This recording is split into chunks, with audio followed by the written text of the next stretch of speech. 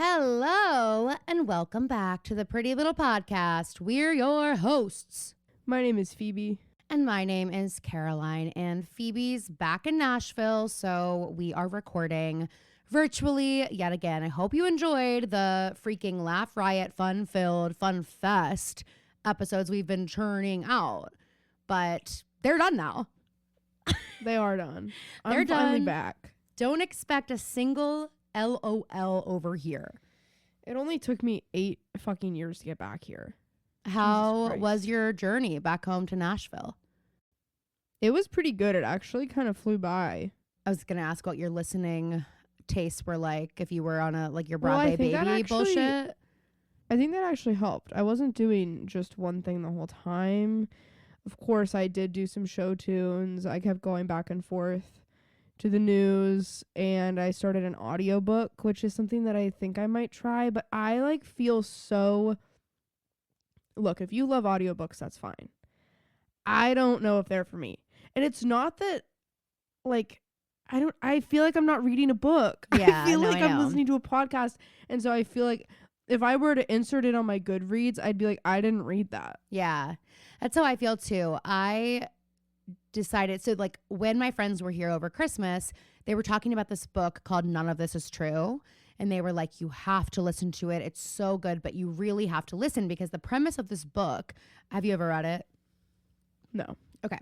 The premise of this book is the woman is a podcast host and she is recording podcast episodes with this woman who's telling her all this crazy stuff and like these crimes and that her husband's abused, like all these things. And later on, they end up using the podcast as like evidence in the case against this woman. And so it really does make a difference, like listening to that, because otherwise, like, it's just nice. You get the different voices in the podcast. They have like music going into the pod, like it's produced very well. And that was the first audiobook I've listened to in a while. I think the last one before that was The Year of Yes, Shonda Rhimes, which I am known to love. But I was like, I don't feel like I read this book. Like, I don't want to say like I read a book this year already, but I also don't want to take that from people because here's the thing. If you're turning to literature, it's a positive thing. And whatever way that is most accessible to you, I think we just have to say that's fine, you know? And so for me and you, No, I maybe totally it doesn't agree. feel that way, but I don't want to say, I don't want to condemn it because for some people, it might be the only way that they, you know, read agree. books and they believe And it's, frankly, and they believe it's reading. And frankly, I might be one of those people because Well, yeah, you actually don't know yet. Maybe I should. No, but it's not even that. I'm like, maybe I shouldn't be acting like I am like sitting reading books. Oh, wow. Instead of like, it's not like I'm reading. So maybe I Yeah. should just. It's kind of like, who the fuck are you to judge anyone else? It's kind of like, what room do you have to even be talking? I'm not judging anybody that does it, but I Right, just right. have this inner stigma of it. No, and you know, that's something about Phoebe, you guys. Internalized She audiophobia. Right. Phoebe has internalized audiophobia. We're a podcast host and she works in the music industry, but she has audiophobia. Audiobook phobia. Yeah, let's Audiobook clarify. phobia. Phoebe has this inner stigma about a lot of things though. And that is unfortunately what makes you so aria sometimes, but we love it anyway. You know, I have it too. You have a little bit of, you know, you're a little bit, como se dice, judgy. You're a little bit I don't. But this specifically is different with the audiobooks. Okay. Because I don't judge people that read. I don't judge people who read that way. You just would I judge commend yourself it. if you were like, I read 10 books this year, and it's like, well, you listen Yeah, to like I would be like audiobooks. It wouldn't really. It just doesn't fly for me. I Yeah. don't know why. Maybe I need to work on it. And I promise. But part of me is maybe I haven't been put in a place to actually judge it. Because if someone told me they read like 50 books in a year, and I found out they were all audiobooks, I think I would scratch my head a little bit. Yeah, I mean, I saw someone posted something once that was like, whatever kind of reader you are, you're still a reader. Like, there's room for all of us here at the reader's table. And it's like, yeah, I know. But there is something to be said. And it does come, see, like, I know I'm a little bit pretentious about it. But I was built this way. You know, I was literally trained in college to be pretentious about it. So, like, a little bit for me, it's like we should be reading and rereading and annotating and all these things, but also, God, I would love to just enjoy a fucking book. And that's why, here's the other thing. That's why I've done basically no reading since I graduated college. I mean, I'm I like have stopping myself from it's like, okay, reading. how about this? If that's the way I it make works it a for job. you know, I listen to podcasts all the time when I'm doing shit. What if I just instead turned on an audiobook? So I actually am listening to another audiobook right now, and it's Mel Robbins' Let Them, because here is the thing. When it's like a self-help or like I can't that also read feels that. different. It feels like a podcast, and Mel Robbins reads it, and she's so inspiring. She's such a great speaker. I recommend it to anybody. It's this let them theory that, like, okay, people are gonna misunderstand you. They're gonna be assholes. They're gonna be all these things. Let them. Let them. Yeah, Not your problem to solve. And wow, I needed someone to tell me that. for sure. I think I could do memoirs and self-help books and like Memoir's great I for think I could- audiobook. Yeah, because I especially think if I they're could do reading stuff like it. that as an audiobook, but like history books or Well, Phoebe's like- fiction. Phoebe's like, I could do memoirs, I could do self-help books, I could do smut as an audiobook. Oh Everything my else. God. Well, Phoebe, what? We're 5 Phoebe, minutes are you into the embarrassed, episode. Phoebe? Why Okay. would you Oh my say God, that? they all know. They all know what you're like now. They all know Caroline it. is so- Phoebe, it's she's fine if making you're a this super up. slut. Like, making what up? That you're a slut? That you're slutty? This is giving. You actually, Phoebe, hate to break it to you, you perpetuate it. Okay, you act like a slut and you look like a slut. You perpetuate a major slut vibes, okay? And I'm just saying what everyone is thinking, and if you didn't know it, that's what I'm here for. That's why I'm your older sister, to tell you look kind of slutty. Right now, you look kind of slutty, and it's a good thing we're not on video, because if we were, people would be like, "Okay, it's PG-13 in this bitch. I better make sure my kids don't walk by." Oh my god. Phoebe, you should see what Phoebe's wearing right now. I'm not gonna explain it because, well, I don't think I could find the words. I couldn't say it without blushing. Oh my god. You better not cut all that out, harlot. This is the same energy as Sarah Squirm and Colin Jost when Sarah's on I Weekend love their Update. little relationship. I've been getting so many compilations of them when they're on Weekend Update. I mean, she They might are be the so funniest cast funny. member on SNL right now. And they have such good little banter, and it's clear that he's like, she comes out and there's kind of this unspoken thing where it's like, she's like, "Buckle up, buddy," and he's like, "What the fuck am I about to have to say?" Like, it's definitely like the first time he's seeing it. Every time she comes on, it's like he's having to do another we write jokes Yes, for each other. exactly what I was thinking. I loved her Nosferatu. It was fabulous. So Could not have funny. picked a better cast member. I don't even think Bowen would have done it better than her. Did you see that She might be Bowen my and favorite. Rachel Sennett are announcing the Oscar nominations? Oh yes. Oh My my God. girls. What do we think? Are we happy with the choice? No. What if we were like, Imagine I'm like, not our faves? We would have probably preferred somebody else, but we'll take it. Well, you know Rachel Sennett's my girl. I know. It's going to be great. I'm really love her. excited. Dare I say, I'm more excited to watch the nominations than I am to watch When the is it Oscars. again? It's like on the 23rd. Yeah, I think it's Thursday. Soon. Thank God. I just need to know. I know. I need to know what we're up against. It's the truth. We being Wicked. We being the entire cast and crew of Wicked. Which and we Pamela. include ourselves Pamela and Anderson. Pam. And Pam. Okay, Jamie And Lee Curtis Demi. posted a picture of, and Demi. Jamie Lee posted a photo. That's how I know no one's seen the movie. Because people think that is her. Like Wait, people they are thinking do? she's not. Yes, I saw it on Guys, Twitter will you and please, Instagram. like, did we not tell you? We told you to go watch The Last Showgirl. I made a whole video about it. And guys, I was a People are like, little bit "Oh out of my my comfort zone with God." that. Okay. So you really should have done it. Made it worth my freaking while. Okay. But I will say the people that asked us to do that have posted it 8 million times. And they put my face as they made a compilation of a bunch of the videos. I saw And they that. put my face as the cover. So when you go to their grid, it's like my face on all of them. Just a million times. Yeah. And so I'm like, okay, me and Pam Anderson. Pam Anderson definitely knows who I am. It's probably because I feel like most of the compilations were like the TikTok like floating. Yeah, head. the green. I was thinking that too. I was going to let myself Instead have of- it and be like, maybe I'm just like so good looking, or maybe. Well, Well, what I really for thought sure. is that it was probably random and just my freaking luck. But I think you're onto something with the green screen. But guys, the movie is so good and you should go see it, but that is not the silver lipstick. Believe me, Jamie Lee's not wearing that in real life. Jamie Lee. Wait, oh my God. Phoebe, I can't tell you how much I've been like in my mind going back and forth between Jamie Lee and Jamie Lynn. I don't know why. I don't know why. That's how I feel about, and this is worse. But in my I can't head, wait. Everyone listen. Elton John and Billy Joel occupy the same space. Okay, well, they are the same person. And people make fun of me when I act say like it, they're not. It's like, you guys. By people making fun of me, I mean Lily and Dad. But like at the start of a Billy Joel song and the start of an Elton John song, there's about 10 seconds of time most of the time where I'm like, is this going to be an Elton John song or a Billy Joel song? Oh my God. They're both piano guys. I can't wait for Dad to hear this the second it's uploaded. And he knows that. Immediately text I've you said that to him and Lily, and they look at me like I just shot a baby bird. Wow. You kind of brought the mood down. I'm not going to let you kind of kill the mood, Phoebe, with that one, with that big one. I want to go into our note and talk about some of those things first and then get into reality TV in case we have any who, like, for some reason, unbeknownst to me, are not tuned in to the most exciting reality television we've ever had. Okay. Hormone Harmony. Road Warriors, let's get real. Managing PMS can be difficult. When I get on to record the podcast with Caroline, it can be tough sometimes to lock into a cheerful mood.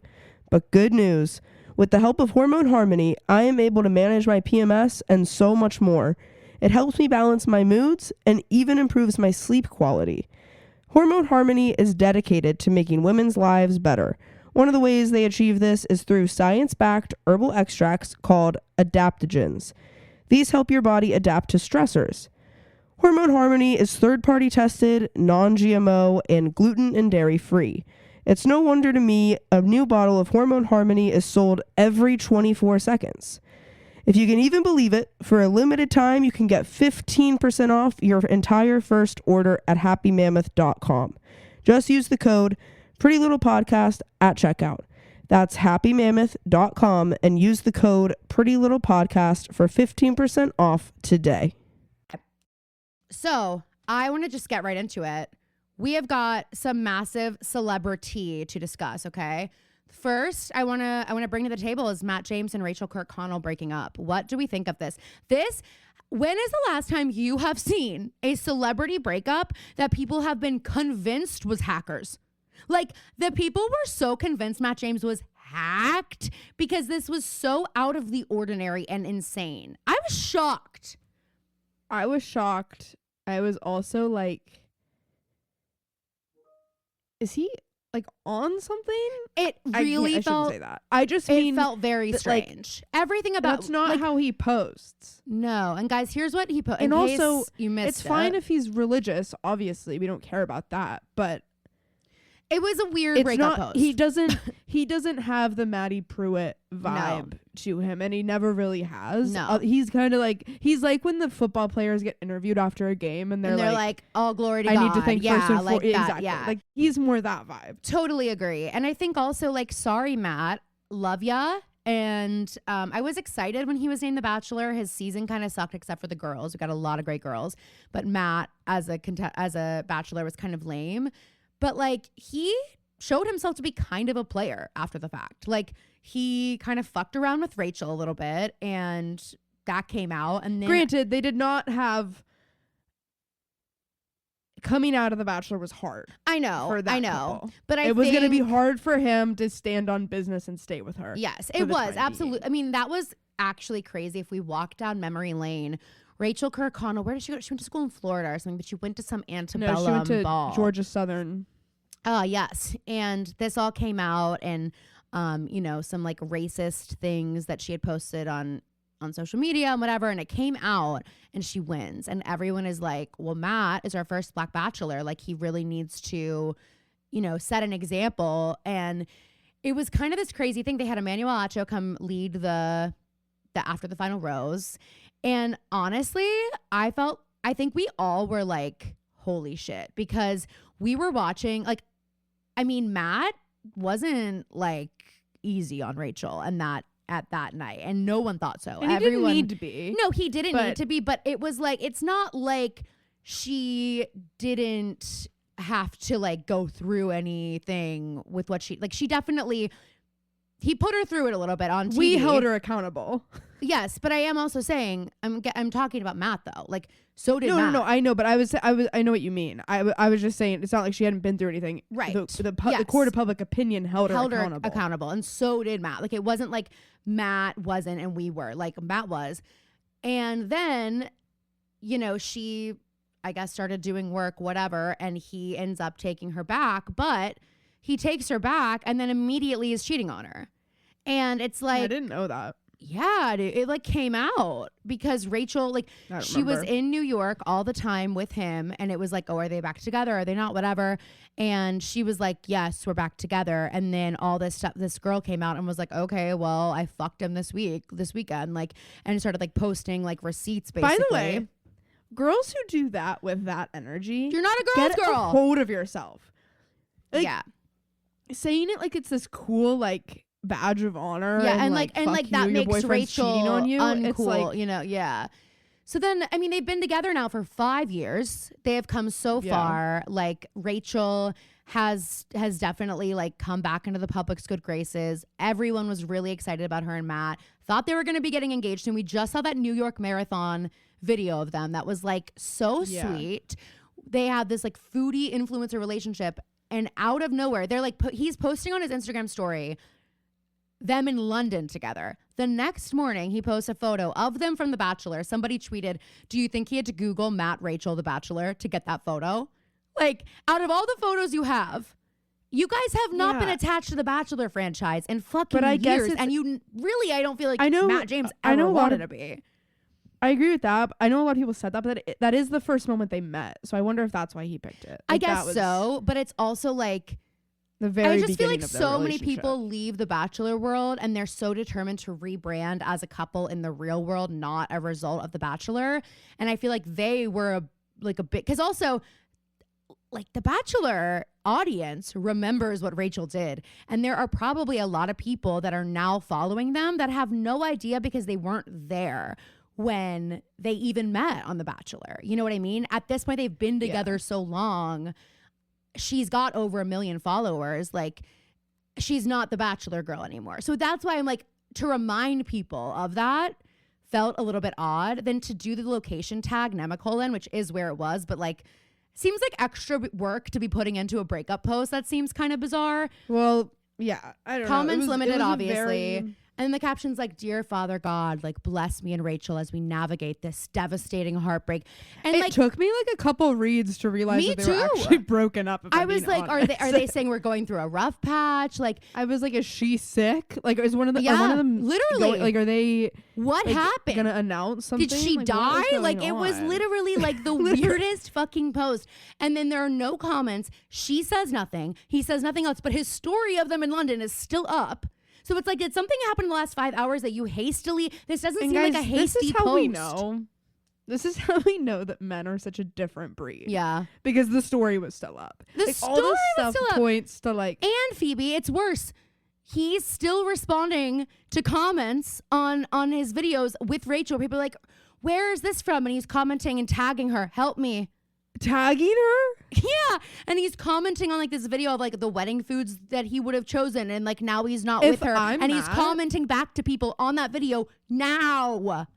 If I'm Matt, I'm saying I was hacked. I mean- and I'm on my hands and knees That's asking what's for crazy. Rachel to just And- like, can we just be together for one more month? One more so month. that I can clean this up. I really fucked this I really up. fucked it up. And I hope she says NO. The mental gymnastics people are doing also to like make this not be true. Like they're like, okay, he was hacked. Okay, if it's not that, then maybe like this is all a big prank. They're pranksters and they're actually engaged and they're doing this to lead us astray. And then I'm like, they are not doing that. Rachel Kirkconnell's sister then responded to somebody's comment on a video because they were like, I can't believe you posted this like 15 hours after the breakup. She responds, try 3.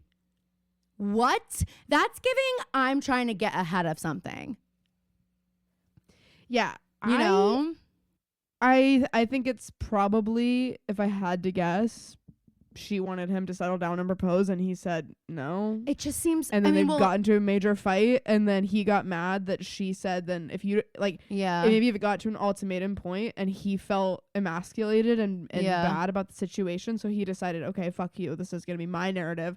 Even though, if I wanted to direct the narrative, I don't know if that's how I would pick it, but also he's a man, so It's 2025. Like, in what world are we not doing joint posts, joint statements if we are breaking up? In what world are we not at least putting our heads together and saying, when okay, what you are want we to saying? humiliate her the way she maybe humiliated you. Or you know you're going to come out of this looking bad, so you want to be the first person to say it and get control of the narrative. Yeah, like, I don't know. I think either way, it's toxic masculinity. It's either that or it's he cheated and she found out and ended it.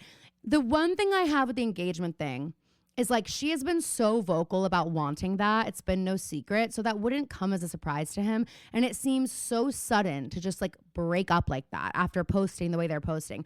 That seems like such a longer conversation. I mean, and maybe it's just been ongoing and it finally was the breaking point. But to then, it just is so hasty. Like, it's crazy to Yeah. me how fast it is. I'm really eager for more information on this. I was sad though. They were one of my favorite Bachelor couples. Like, I loved I how know, I they liked came them a lot, together too. after everything. They seemed to really love each other, like really sweet. And I really liked that, like, this is like a stupid thing, but the way that they would post about food, and Rachel's like not like Rachel's like one of the most kind of beautiful girl women on planet Earth. Like, she's not eating the way Matt James is eating, and yet, yes, she is. but she is. yes, And yes. and she's like, yeah, post it. It Yeah. can be unflattering. I don't care. I love it. I really like, I liked just that love about their sense of them. humor together. They just seemed like, despite their lives, they seemed very real, and it's definitely very, very sad. Let's move into now Paige and Craig. Paige being spotted at the Eagles game with someone named Joe D'Amelio, who's like a sports guy. Not a clue. But apparently he's a girlfriend. Well, And and not Paige a girlfriend, an might be- ex-fiance. Paige also might be losing me a bit If with the way this she's is- handling all of this. It's not even if this is know. true, because I don't know that I even really think it. I don't know. I think that's not even it. I don't like how she's handling it. And I get you don't owe us a response on everything. But don't you want to, like, navigate this in a way Well, that makes you look a little better instead of like That's a why I fuck think you she attitude? Like, can't. I think she I don't can't. get it. Because what can she say if it's true? I'm a little worried. Okay, so she's spotted at the Seagulls game. Very quick moving on, is what it seems like initially. So that's what people are kind of upset about. But they're like, okay, whatever. This guy's private. Like, we don't know a lot about him, but it looks like she's moving on very quick. We don't love it, But no one was really saying, like, she cheated on him or anything like that. Then his ex-fiance posts an Instagram story, and I'm actually just going to read it because it's very interesting. She posts this on her Instagram story, and I just feel like this is the most insane thing to do if this isn't true at all. Like, if you have nothing to back this up, what are you doing posting this, Okay, here's what she says. Regarding what's been out there this past week, during my relationship, disrespectful messages were sent to a man who was spoken for with absolutely no regard or respect for another woman or her relationship, insinuating for him to leave me for her. As my relationship went on, the banter continued and I was purposely made to feel insecure and my relationship was undermined. As someone who holds themselves to such a high standard and claims to be a girl's girl, her actions contradict this. I had the courage to leave a toxic situation, and as a girl's girl myself, I'll continue to lift up other women and their relationships, not try to tear them down for my own good. I refuse to have anyone lie on my name and write their own false narratives about my life. It is what it is. I wish everyone the best. That's a pretty damning thing to write. And so then Paige goes to the Giggly Squad show, which, by the way, congratulations to Giggly Squad selling out 2 Radio City shows. But you want to know something, what I think. So on the episode of Giggly Squad last week, they're explaining for the second time why they got the courtside tickets to the Knicks game. And they're like, well, if you sell out 2 shows at Radio City, like, they give you courtside tickets. I think she was doing that to, like, really make it clear to everybody that there's no... that it wasn't through It wasn't through him, yeah. But I think he works for the Eagles, I think... which is I why they saw were at something the Eagles game. Maybe. I think he, like, has connections in the, like, New York sports. You know what I mean? Like, I think that is Yeah. his thing. Anyway, she goes on stage at the show, and it's brought up And they're like, Hannah's like, so we saw you like at the Eagles game with a guy. And she goes, yeah, who had no interest in me. And that's like all she said about it. And I'm like, oh, it's funny?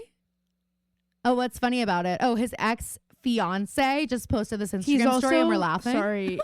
Ugly? He's not super cute. Yeah. And like, Paige, well, that's no Paige's way thing. no way this is your upgrade from Craig. She's always said that. She's always said that She she should like, have likes just fucking ugly moved guys. to Charleston, and I'm not saying it in a way of like the woman needs to be doing the moving and changing of her life. That's not it. But You just wanted her I to. think it might be something she comes to regret is not making it work. It might be. We will definitely continue to mourn it, I think. What do you think about the rumors about Gracie Abrams and Paul Mescal? Tough. Are these pictures? Okay, so can you explain to me like what's happening with this? Well, I don't have all the details. Why? Obviously. Wait, what? Wait, what? You don't? Gracie hasn't been answering my texts. Oh my I haven't God. been Well, able to Paul figure it out. hasn't been answering mine ever since I said what I said. So I can't get in touch with him either. The pictures on Demois and that I've seen I think they're unrelated to the events. I don't think we have pictures of her crying. I don't really have any. I think we just have descriptions from what people saw. I'm also like, that sounds crazy. What are they thinking? Has Taylor Swift taught you nothing? I know, in public we're having this conversation. Yeah, exactly. What Go are you back fucking to someone's thinking? apartment. What Go are to you someone's doing? apartment. They can't. I'll meet you for coffee. Cause if we have wine, and that was their mistake. But apparently, Paul has been sleeping with other girls, I guess, and Gracie found out, and then they started. And Gracie's like, fight well, about this. I have to think about if I'm okay with it. Because you are. Because like, Hot. why didn't we just snip it right there? Well, I think they did. Okay. The blind that I saw yesterday is that they haven't been together for a while. But Okay. there's no publicity to be had anymore, was what the blind said. I don't know how true that is, but I don't know how I feel about it. Listen, I love blind items as much as the next chick. But have we gone too far? Like some blind items, I'm just like, okay, but like you don't have to have any I agree. information to send this in.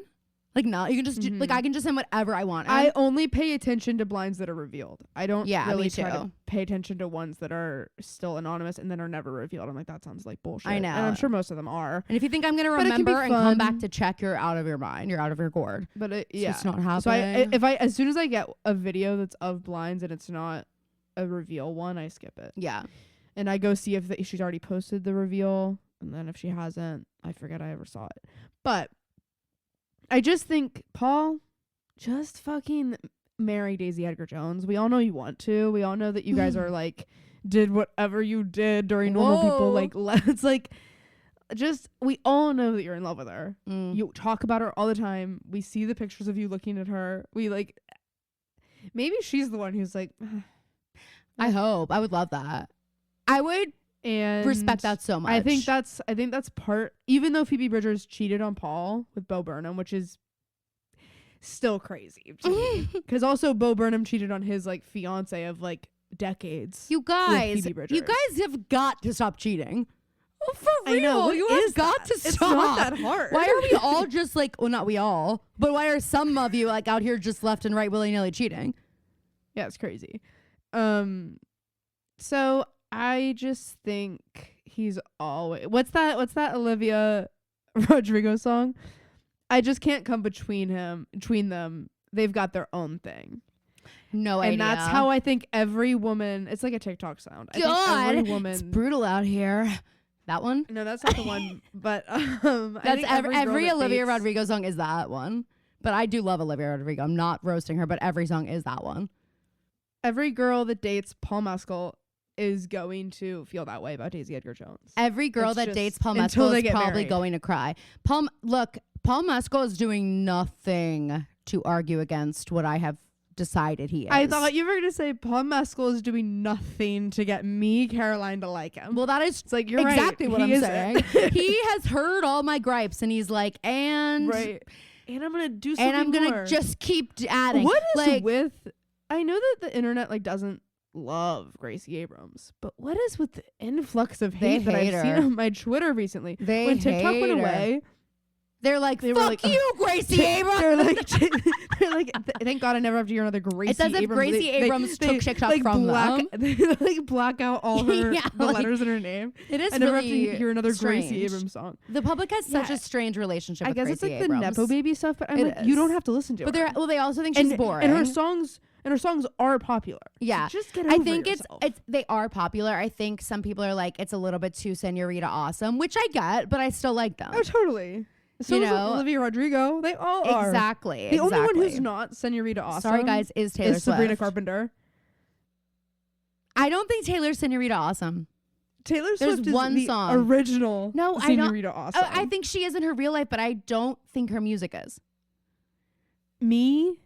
You need to calm down? I just said me is, but I don't think her music is. You need to calm down a satire. Oh, right. She hates gay people. No, but I mean, like, Trees I mean, out my it's, door right now. it's She's that, like, you need to pick a struggle. You either keep calling her gay on the internet or you say she hates gay people. Which one is it? She's a You need gun. to pick You're like, one. oh my god. She's gay. She's gay. She's gay. Okay, fine. She's gay. All right, fine.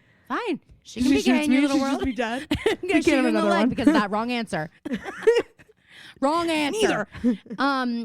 Yeah. So She anyway, locks me in my apartment and plays me "You Need to Calm Down" on repeat until I can tell her that she's straight and likes gay people. say it with me. She's an ally. She's an ally. And I'm hooked up to a lie detector test. She's like, not good enough. Shocker.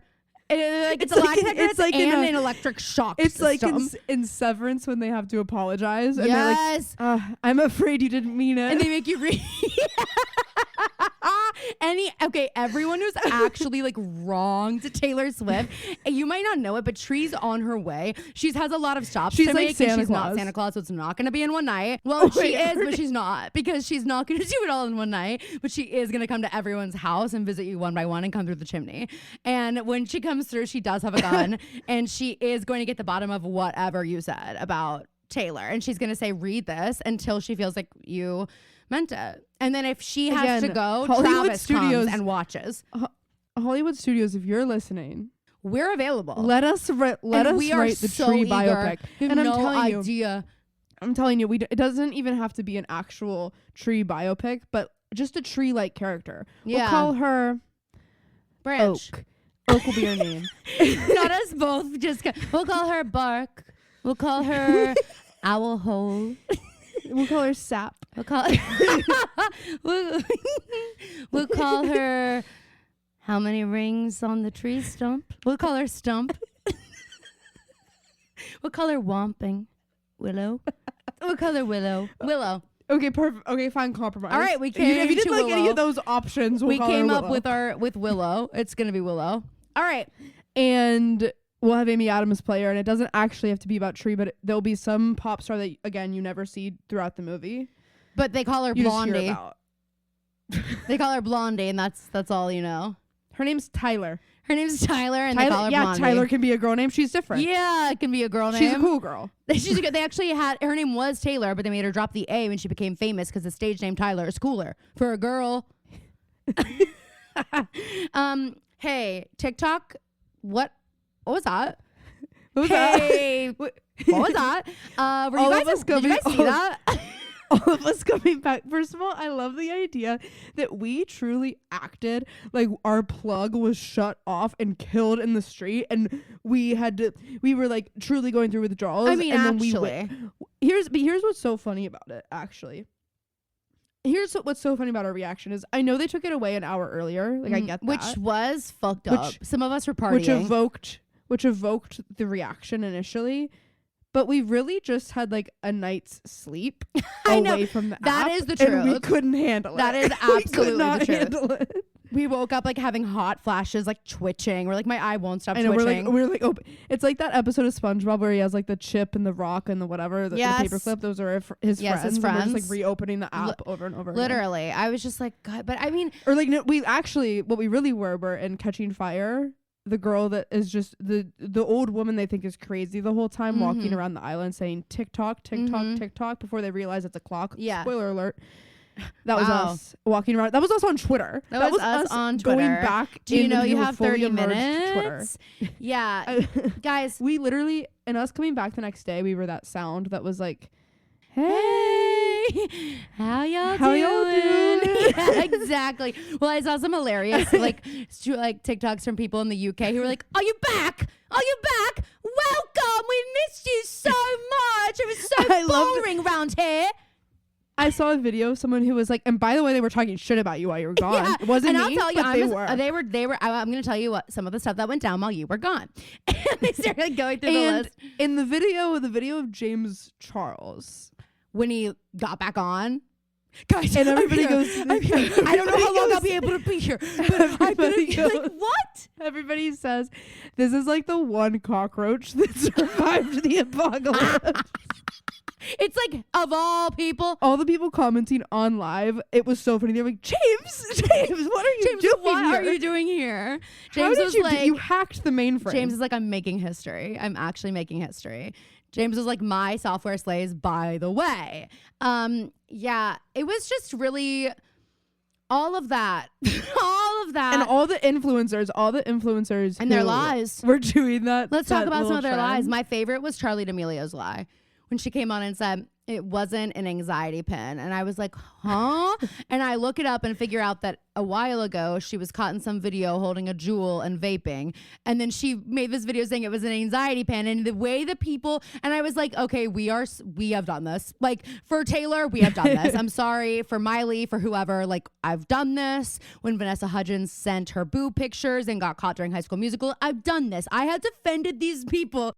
And all these people commenting like, I defended you so hard. And I start seeing videos, people like, guys, Charlie has anxiety. It is not a vape. She doesn't vape. It's an anxiety pen. And you guys are being really disrespectful. Like she deals with mental health. And like they're going on and on making these videos. And it's so funny. I thought it was hilarious, but some people are really mad. There's a girl who like made a ton of gourmet ice cubes. She said she never used any of them. And people are like so mad. Fitness influencers who were like, I never did the workouts and I'm on Ozempic, even though I told her I wasn't. But it's like, yeah. Like we're all like shocked that people were lying to us on the internet. We didn't ask for proof. We never have. and And so going what have we forward, actually, learned? we're going back to MLA citations. Yeah. And so America, it's called citing your sources from now on. I want to see the bibliography at the America. end of in just America. We're the only ones who care about truth, apparently. Guys, what I also am not like TikTok, someone tweeted that it is the most powerful billboard in existence. And I was like, that is such a good way of talking about this. And everyone being sent messages on there on the most powerful billboard. It's kind of scary, not gonna lie. Like it does make me feel like what is happening. It's just yet another reminder to everybody that TikTok should not be where you're getting your news. It should not be, especially now. And I think it's time to start building better media habits. And maybe like, even electing better people and to be officials, so we just have like but better. that comes out of, we can't change that right now. So let's just start building better media habits so that you're better prepared to make a better decision instead of throwing away your vote Yeah. in a couple months or in 2 years and then Yeah. in 4 years again. Yesterday was bleak. If you guys are listening and you're feeling some type of way, perhaps alone in the universe, perhaps powerless, perhaps sad and scared, just know we're with you and you're safe here and we are with you. Shall we get into some reality television? We have the explosive finale of Real Housewives of Salt Lake City to dive into. Before we do, though, I do want to share a little bit of Bravo tea I have that you guys might not have. So I'm going to share it because I actually had kind of like a really annoying experience last week, and I'll talk about it. So, guys, someone like posted something, whatever. I got a call last Monday. It's like, we have this Bravo Insider show, and it's called Bravo, Bravo, effing Bravo, and it's hosted by Kate Chastain, who was on Below Deck and also seasons 1 and 2 of The Traitors. And they have Bravo stars come on, and it's like only for Bravo Insider, so you have to be like go online and join. It is free, but you can watch the show there. And this was only their second one, and they wanted me to come and ask a question. And Heather Gay was one of the guests, and I was so excited. Did the rehearsal, sat down, get on to do it. they never brought me up. It was quite upsetting. So hopefully they have slotted me for February 11th. So that's plenty of time for you all to go become Bravo insiders so you can watch. But the question I was going to be asking was, are there any Bravo celebrities you secretly love to stalk on Instagram? Which I would have loved to know the answers. But anyway, I did get a little bit of tea in this room that I thought I might share with you guys. So the first thing, Heather was asked about Bronwyn and was like, so where do you guys stand now? Like, what is your actual relationship? And Heather starts by like, I mean, it's a work in progress. She kind of gives her like diplomatic answer. And then she like takes a sip of her drink and she goes, but I will just let you know this. And she gets a little like, people are talking. So it kind of got lost. She goes, Bronwyn is as mean as a snake. And it was like, and Kate was like, I believe what? that. And Kate literally was like, wait, what? Because everyone was kind of like chatting and laughing at her first answer. And then she like threw that in. And it was like, it felt very real. And I think they're all probably so mean, but I do believe that about Bronwyn. She has that. yeah, but I The still way love that her. she. No, I agree. I just think that I can see the way that she stands on business becoming a little bit venomous very quickly. Yeah, I agree. Well, and I think it's opportunistic as well. Like in the Sprinter van, it was just interesting when like, the last episode before the finale, everyone is kind of coming at Heather and Angie and Bronwyn. They all had this talk about Lisa, and then Bronwyn went and told Lisa everything. So Bronwyn was sort of like getting a lot of the hate in the Sprinter van. And then when she saw the opportunity to turn that onto Brittany, it was like Bronwyn went in, and it kind of felt disingenuous a little bit from her. Like, I don't think she actually cared that much that Brittany was recording. I think she's aware she's being recorded. She's like, I was talking about like personal in my marriage. It's like, you knew it was going to be on TV. So I honestly feel like it was just like, okay, perfect. Let's pile on her now, get the attention off of me. Why they might have been so angry at Brittany is because I think, yes, they're being filmed and it's going to go on TV, but I think that there's a level of preparation they can take once something happens before it goes on air. So like Bronwyn could have had not that I agree with you that it felt like a dog pile and they were probably finding reasons to be actually mad. But I can see Bronwyn or any of them, if they were talking about something personal, being like, I'm talking about something personal right now, and I wanted to be able to go. Now, I don't know what you're doing with that video. It might get to Todd before I can have a conversation with Todd before this ends up airing on television, which was my plan. And the truth is they don't trust Brittany. Like none of them trust and her. None of them like her. Moment. They also probably think that Brittany is someone that like if the show is edited a certain way and Brittany wants to come out and say something different, they probably feel like they can be like, shut up, Brittany, that's not what happened, and like win a little bit. Maybe Brittany's smarter than we give her credit for. I feel maybe she was like, these girls don't like me and I need to be prepared at the reunion. Well, that's so what I'm I just gonna started start to recording. think. I was like, you did say that on the is she doing Patreon this so she can go home and study and come to the reunion like prepared, because she knows they're all coming prepared. Like, I don't know. But anywho, okay, so that's the first piece of tea. The next piece of tea was from the first episode they did of this, Bravo, effing Bravo, and Bronwyn was the guest. And somebody asked, like, Bronwyn, has anyone tried to talk to Mary about her face tuning? Like, her face tune is insane. She posts her confessional looks, and it's like a completely different face on her body. And Bronwyn's like, so I actually have talked to Mary about this. And, I said, Mary, like, your editing looks great and whatever. And maybe we can help you a little bit. And she actually told me that Mary likes how she looks when she uses Facetune on her pictures. So she's going to keep doing it. And that is that. So Mary is well aware. And that is exactly what she said. And I thought it was the fucking funniest thing ever. Like, Mary fucking likes how she looks when she uses Facetune. She doesn't care that she's using it. She thinks she looks good when she uses it. And you know what? She does. She absolutely does. I think that's hilarious. Okay, here's the last piece of tea I have. So we've talked a lot about Angie's reunion dress, and I got a little bit of info on this, okay, from Heather. She said everyone shows up. So the theme was like, it was supposed to be shades of like red, magenta, like whatever. So like anything from like pink to dark red, garnet or whatever would have been fine. Angie and Brittany showed up in the same dress. Now, I don't know which dress Which it was. dress? I think Angie's. I think they both showed up in Angie's dress. And then Angie was like, I'm not fucking changing. And it was a huge like disaster. I'm like, of course that happened to Brittany. So they were like, Angie's obviously not changing. Like, But what I will say is Brittany ended up looking more cohesive with the rest of the group. Her I dress looks like it liked matches Angie's more. look better, way better. It's not about the look. I just mean the color scheme. Like Angie looks out of place. But a lot of people think Brittany's Angie's the dress- best dressed.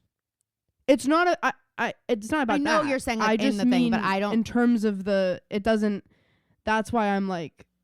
Yeah, well, that's why I was Brittany like, maybe looks like she matched more. because I was like, maybe that explains why Angie's in this dress. But I'm pretty sure they ended up just like they had stuff and they like made Brittany wear something that like they had. So that, but I was like, somehow the dress Brittany's in is like such a Brittany dress. Like it just feels Yeah, like it's she did perfect bring it. For her. But how fucking funny is that? They showed up in the same dress. if I'm Brittany, I'm like, why'd I even come? It's like, of course, Angie's not going to be the one to change. She's actually a housewife. Brittany is just a friend of the show right now. But isn't that interesting? So just some little tidbits of tea. Okay. Let's dive into this finale. Can you believe we've been in Puerto Vallarta for the last 4 episodes and we're not bored? Basically. And we are not bored at all. What did you think of our lunch of 8 Lisas? I love how much Lisa loved it at first, and how She was like, a good sport everybody for a while. was in such a good mood. Mm-hmm. And Whitney, and I've actually seen an influx on my feeds of people like Whitney. Don't get I it. know. Don't People get it. do like Whitney. But they also I actually like think, get that she's and you know, fun. I've like, had those moments in the last couple of weeks where like there have been glimpses of times where I've maybe liked Whitney. Mm-hmm. So I don't know that I'm saying I don't like her in her role on The Housewives. Yeah. I might like her fine. I don't know. Mm-hmm. But she just had to like take it Yeah. to the extra level, and I don't think that's cool. Like I don't like Mhm. Whitney, if you're gonna do something that's actually mean, I'm not coming from the perspective of defending Lisa, because Lisa's done a Right. lot of stuff wrong, and she does a lot of stuff wrong later in the episode. This is coming strictly from Whitney. You want us to think you are this nice, I know. good person who can't be as insidious as the rest of them. Yeah. And you can be. Just be that Oh, way. and It's she's- fine. I mean, I might like she's- you more if you were, but that was actually like, that was mean. That was mean-hearted and mean-spirited of you to do. And Yeah. it was like a little, and not that it's a big deal, but I just mean like, everybody at that table has beef with Lisa. Yeah. Bronwyn found little ways to dig at Lisa Yeah. without actually making it like this. I don't know. I thought it was really ugly. I do think though, like Lisa's reaction was a little much. Oh, for sure. And But like, Lisa, this goes back to what we said. Lisa is who she says she is. right. Whitney doesn't want to be seen. Yes. She wants to be this real, like, reformed, nice girl. And she's not. Mhm. Yeah, I know. I agree with you totally. And I think like we see it in those moments, like at the dinner table from the actual dinner party from hell later that evening, where, you know, Lisa's like, stop pointing your finger in my face. And Whitney brings out both her fingers and puts both of them in Lisa's face. And it's like, okay, that's fine. Be petty. Be the petty wild rose that you are. But then like, be that all, like, that's who you are. Stop acting like that isn't who you are. You know, like you can be that and be on your healing journey and like still acknowledge that like you're not a perfect person, which she can't really do. What's bothering me, I mean, Lisa is really getting on my nerves. Like, and I never thought I'd see the day. But I think it helps because I like Bronwyn a lot. And so there's somebody else for me to sort of like replace Lisa with in my mind. But Lisa is really, really losing me. I thought she was ridiculous when the way she's like, that's not funny. That's not true. Whitney had tags on her clothes. For those of you who haven't seen, when she went to the lunch of 8 Lisas and everyone had to dress like Lisa, and she had all these big tags on her clothes, and Lisa was like, oh, Whitney, your tags are still on your clothes, which actually was Lisa being a bitch, you know, like calling it out in front of everybody. Like, Lisa, if you hadn't said anything about it, it might not have come out that that's what she did. You know what I mean? So it's like, of course, Lisa. I mean, oh, your tags are hanging out. Oh, Whitney, your tags. But Whitney did with. I also in the preview, I thought Whitney was getting up to like go to the bathroom, but then we see that Whitney Whitney got up Yeah. and was being Lisa so that everybody could Yes. see the tags. Yes, She but wanted everybody to notice. if Lisa had not I, have said I agree though. it might not have gone where it went. You know what I mean? Like she might have, Yeah. Whitney might have like gotten nervous to bring it up. She might have been hoping somebody would say, but Whitney wasn't going to be like, and I have, 'cause I Maybe. have to. Who knows? But then Lisa's saying that she standing up at the table, reaching across the table to rip the wig off of Whitney's head.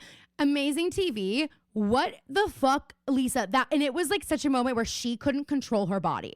You see her shoot out of her chair and grab it and then realize what she did and sort of like laugh and like sit. And then she basically says, I'll sue you to take your fucking new house, which I thought was an insane, It was a little much. nasty thing to say to Whitney. I agree. I think it's interesting that this group of women is maybe the most physical since like early seasons I of mean, Beverly Hills. I just saw a random most clip of physical Jen group of Shaw housewives. climbing through the Sprinter van to beat the shit out of someone. And I was like, I forgot Lisa, about this. that No, and Lisa's also, breaking up the fight. Lisa's standing between them, like standing Oh, and up then like Jen this. comes for Lisa. After Yeah, I that think in the so, Sprinter yeah. van. Oh, and then Lisa, I think, hits Jen, maybe, yeah. They fight dirty. When Angie like throws the chair and like throws her drink, like Well, they are the most like yeah. Well, and it was interesting. Not The even- I don't- producer there- comes it to was a hold couple Angie weeks ago. back, but no one that. did for But Lisa. I wasn't even talking about that episode when they're in the Oh, I when know. they're in she, Minneapolis. when she shoots the chair back at the table. like she's in like a local production of Wicked. It's She's playing when Alphaba. they're in like the Harley Davidson or the whatever, the like museum Yeah. or something. And she like kicks it out from What under her. was that trip? It's That trip was so- crazy. Well, that was Whitney. That was a Wild Roses trip. And Oh, I'm like, right. of course it was. Someone was like, Whitney can feel her snowflake melting since the Milwaukee trip. And she said, I don't think so, honey. I'm going to come do this. Then we have Brittany leave. I don't even know why Brittany left the table. I cannot remember why Brittany got upset and left. Well, I think it's because everybody was like, "That's not the meanest thing you've ever said about someone," because no way it was. Wait, no. Or maybe it was. No, we're talking about the lunch still. The lunch of 8 Lisas. Oh. Brittany gets up and leaves the table like crying, and Angie goes after her, and that's what makes the fight between Mary and makes- Angie. Maybe it was about Mary. Mary goes, don't go after her. Let her go. Let her go. She needs to learn. And then she's like, I don't like that. I don't like that. Andrew. Why is Angie going after her? I don't like her. when they're on the beach and all the girls are talking and Mary is like, you can tell that it's one of those moments where like Mary never talks to these girls about like anything. No. Because they're all in silence on the beach and Mary goes, yeah, I think I'm done with Angie. Yeah, like out of nowhere. And Lisa this was, and I was Meredith like, are this like, is ridiculous. Like, if true, I was like, this is so Mary, but it was making me sad. Like, I was like, if they don't resolve when she this, started, dude, and when I she started know. talking about it later, Well, I was like, it was an interesting moment. So let's fast forward. We're going to our dinner from hell, which we'll get into. But the dinner from hell everybody's in good begins. spirits at first. Everyone's seeming okay. Mary's being a little quiet. Angie notices. So Angie's like, Mary, do you want to try my food? Mary, I love you. Mary, look. And Mary's like, don't fucking talk to me. Like, Mary wants nothing to do with you, Angie Katzenevich. She's like, no. And Angie's like, okay, well, like, what's up? Like, what's going on? Is everything okay? And Mary basically is like, I don't like you anymore. Like, you went after Brittany. Why would you do that? That's not loyal. And I am like, look, I gotta say, I respect the way Mary Cosby values loyalty. She's like, be loyal or fucking get out. And Angie's Be like, loyal or die. got it. Like, Angie, I think, heard it loud and clear. It was just wild. And then we get this really real, like, self-aware moment from Mary. And I was like, wait a minute. Has she been like this the whole time? Because if so, It makes so why- much more sense. no, it doesn't to me. It doesn't if she's self-aware. I'm sorry, you're a self-aware person, but you told Heather she looks inbred? Oh. You know what I mean? I'm like, then why I are was you acting misunderstanding what this you were way, saying. but you understand yourself as deeply as you seem to right now? Maybe she's like been going through therapy with everything going on with Robert Jr. I don't know, but the way she was able to articulate to Angie, like, look, my dad left because he didn't like me. My mom abandoned me. And I have major abandonment issues. And so when somebody like does me wrong, I think they're leaving. And that's, I'm reacting like I'm still that little kid being rejected. And I'm like, okay, that is a really self-aware thought, which makes me understand her a lot. But I'm also like, if you're this self-aware, I don't understand some of the antics you get up to. You know? Yeah, maybe but I think that maybe she's just had like enough time to be self-aware about this. Yeah. Like, I think you can be self-aware in different ways. Like, I Yeah. think maybe that is just was she's just had enough time to interesting. realize that that's a pattern of behavior, whereas the other stuff people kind of just laugh off and they're like, Yeah. that's just Mary, and it might hurt my feelings, but she doesn't have to be self-aware about it. Yeah. That's just, I guess the thing is, like, for so long I've thought of her as this woman who's like not a real person, not self-aware, not rooted in reality. Like, you know what I mean? Like, she's just like this caricature of a human. It was such a humanizing moment. And we've had so many Mhm. of them this season. And that's the But- side of Mary that Angie sees. Yes. you know? And to get to see a moment, because we've seen her be human with her family, you know, but that's one thing. It's behind closed doors. To see her do this with the housewives, with Angie, is very different. A major step forward for Mary. So I thought it was I ended up being, in the beginning, I was like, fuck, Mary. Like, don't do that. Don't be like this. Like, this is like old Mary. And then Right. I liked where we ended it. And I liked how Mary had Angie's fucking back at the end of the night and was like, how fucking dare you to Lisa, and like went after Angie. I loved that. I wrote down all the texts. Thought we could do a dramatic reading and kind of get into a little bit of text analysis on these, see who we think was the meanest. Okay. Oh, by the way, they had 2 activities to choose from: horseback riding or ceviche making. What are you choosing? Tell you the truth, I don't really want to do either. Me either, but I'm never gonna go horseback riding, so I'd probably pick that one. Yeah. And I don't care for ceviche. And I don't care for ceviche. Okay. Mary went first. She read. So Heather gets on the horn. Producer Heather. Like, what do you think led up to this moment? I don't know, but I just love that it really, like, there was a kind of loosely satirical tweet from like a couple weeks before this episode that was like, random housewife at a dinner party, let's play a game, let's go around in a circle and say the meanest thing you've ever thought of to the other person. Yes, it's And our that's who literally here what do you Heather trust does. the least moment. Like, that is actually what Heather did. Heather literally said, okay, you guys, let's all go through our phones and find the meanest text we've ever sent about anybody here and read it out loud. Everyone is like, yeah, Okay. you know what, yeah. You know what? Hell yeah. I'm like, Heather obviously deserves a producer credit on the show. Like, she has for a few years now. I believe Heather's in cahoots with the producers. I really do. I think that that's part of why she plays along with Meredith. That's part of why she's such a yes girl. I think that's also why she brought this to the table. And I think all of these women at this table, they may as well have signed a blood pact saying, whatever you say on camera, we'll say yes and we will just go with it. And like, we all understand what our job is here, to make fucking great TV. So whatever's thrown out there, we all are in agreement, we'll fucking do it. Like, I literally feel like they all just know whatever we have to do, whatever it costs, we will do it. Because why the fuck else would you say yes? On TV. I wouldn't. Do it Not in the in this group comfort of of my people. own home. I wouldn't do it with our family at the dinner table alone, let alone Certainly on not. national television. Well, I've never talked shit about anyone in our family or in my life, so I wouldn't be able to do this challenge. And no one will believe That's me. weird. No one will believe me, but I'd be like, I mean, okay, let's pretty girl, let's hate on her. Like, again, like, I don't talk shit, and everyone knows that. I don't have a podcast where I talk shit all week. And this podcast is evidence. Yeah. If you had to do this, who do you think you'd read a text about? Name names. Government name. In my real life? Yeah.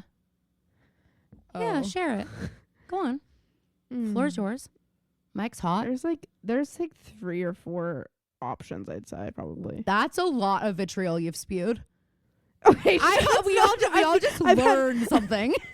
I've had I've a had phone only for 3 or 4 15 friends. years. That's what she said. She was, I only have 3 or 4 friends. No, but I've had a phone for 15 years. Okay. I can think of, maybe I could probably narrow it down to 2 people. Okay. But I don't really Well, I don't put count my worst thoughts in writing. I don't count anyone who I hate and don't care if they read it. You know what I mean? So like Oh. anything I've said about my enemies, But probably one person. I'm like, oh, that doesn't count. That's not a mean text. That's a true text. You know what I mean? But if I was actually being mean, I don't know.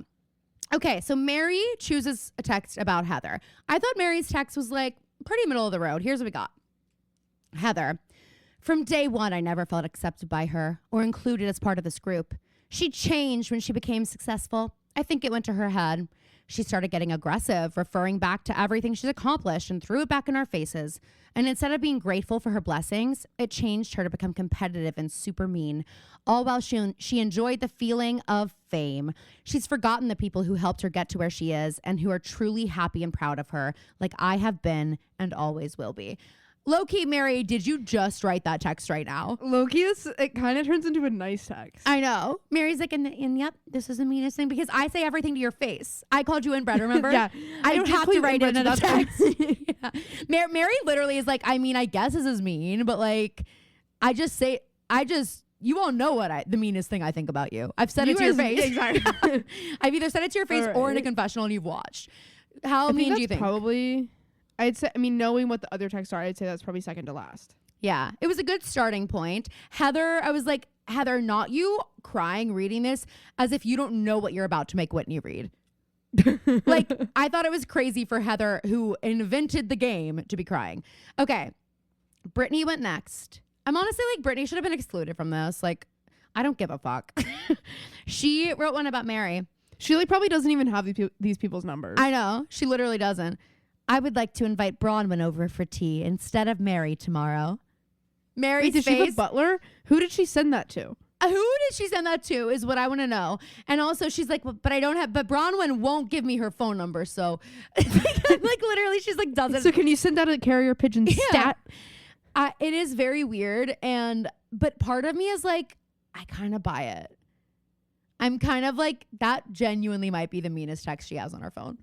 Like, yeah, she wants to be included by these women so badly.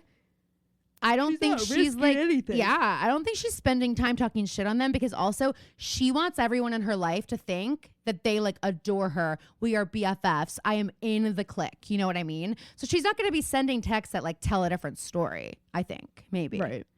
Okay. Right. Bronwyn about Brittany. Brittany is emotionally manipulative. She parentifies her children, trauma bonds in relationships, and is doing it to us. It's below her intelligence level, age, and maturity level, and it makes me feel nervous, furious, and embarrassed for her. I mean, what could be worse than hearing that someone's embarrassed for you? Yeah. Especially when it's the person you wanted to invite over for tea. I don't believe that's the meanest text Bronwyn's ever sent. Absolutely not. But I also... But it was a strategic choice. I go back and forth thinking it was mean and that it wasn't actually as mean as I feel like it was. You know what I mean? Yeah, I think you're right. I think it's because I get annoyed when people use therapizing language. Oh, and Phoebe's saying that to me because she's annoyed because I do it sometimes. You don't really do it that much. But I think that like Brittany, or Bronwyn, it's not that she's diagnosing her, but the way that the parentifying, it comes off a little bit like I'm like holier than the way thou. Whitney talks I'm about smarter her than journey. you. I'm above you. Like, you know, like because I these can see patterns these behaviors, which I understand because I feel that way sometimes when I'm like, oh, I've been putting in a lot of work on myself, learning about these things, and now I see them in other people, and so it's like, yeah, but. It's such a Bronwyn text, I feel like, and I think that is one of the meanest texts Bronwyn's going to write down and send. I think a lot of her shit comes out in person. Because I think that she's so articulate and she's so careful with her words and she's very smart that I think that she could really make someone feel bad. Which is why I think that is like, I think it was a good strategic choice for her. I think she was like, okay, I'm going to choose someone in the group that like, it's not going to be a surprise. I'm not really going to have to like answer for this later. I'm going to choose something where it's like, I mean, all these things are true and it could look like I care about her, but I also just don't like her and I'm being mean. I'm embarrassed for her, but I'm also like expressing a little bit of concern, you know? So it's like almost like motherly kind of, I don't know. Mm-hmm. All right. Parentifying. Parentifying. There you go. Angie about Bronwyn. Bronwyn seems nice. I like her business plan. Marrying a guy who is 1 foot in the grave and 1 on a banana peel. But I like mine better. Okay. That put that in a book. I'd rather one of the most well-written things I've ever heard. I'd rather be self-made. She's nice, but she doesn't listen. because her ears are stitched down to her face so tight she can't hear anything. She wears a hot dog outfit to remind us she sucked her way to the top. Can someone get Angie a book deal? Frame it, hang it in my bathroom. That's where it should Because go. that is the most clever. That's the thing. Those I think why I'm having trouble saying Angie sent the meanest text is because it's like, it's so camp. And it's Because so it's so well Angie. written. You know what I mean? It's so good. I'm like, this is Sorry, a soundbite in one a text. one foot in the grave and the other on a banana peel. What do you think If that someone- means? Break it down for me. What does it mean to you?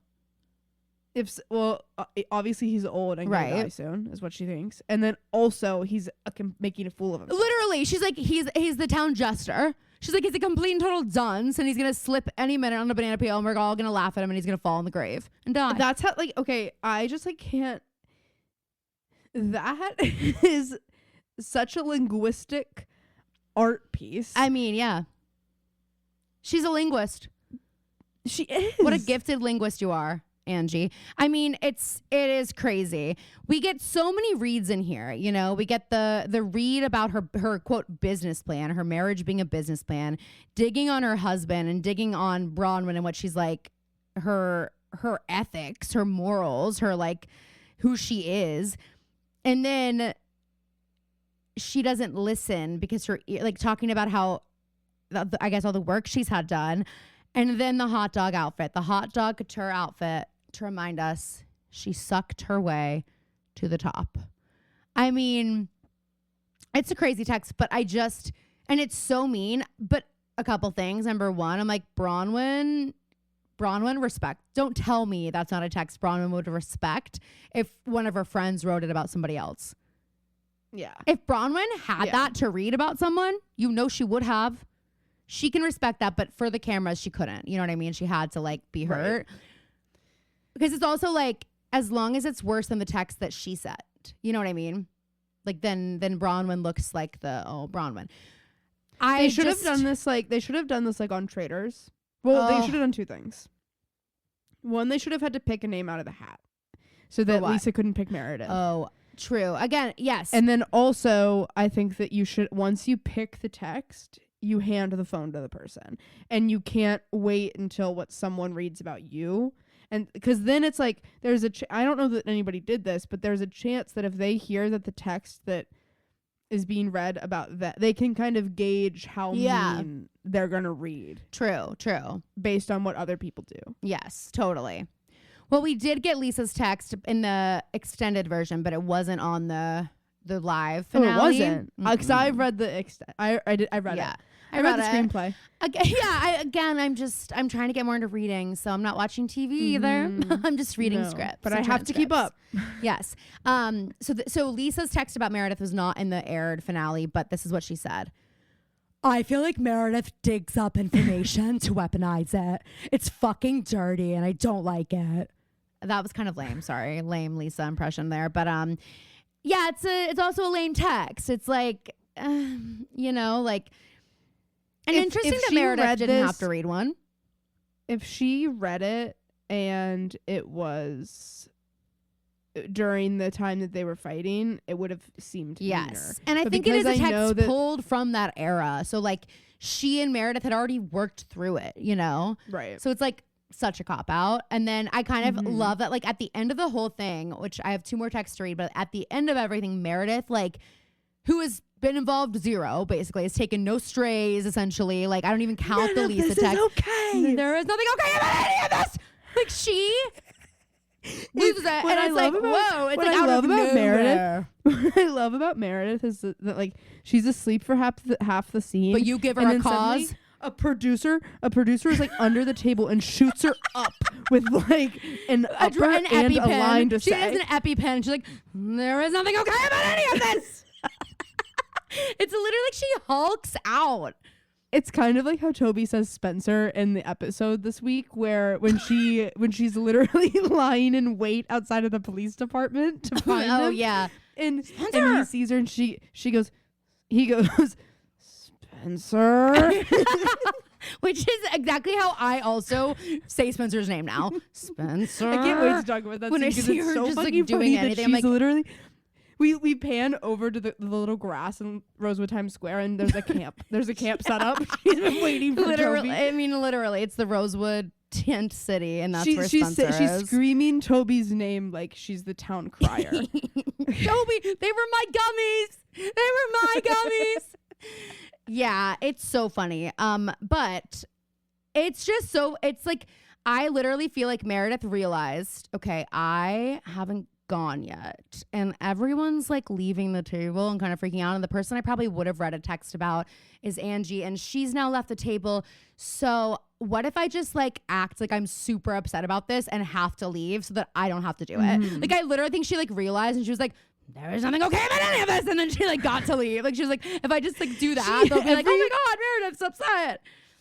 Every line that Meredith says is like she's out of Well, a movie. we're remiss. Like We a- didn't like a even 40s mention movie. her Louis Vuitton faux fur sleep mask that would come out in the morning, and she has it all askew, cattywampus over one eye. By the way, Sid did not like that look.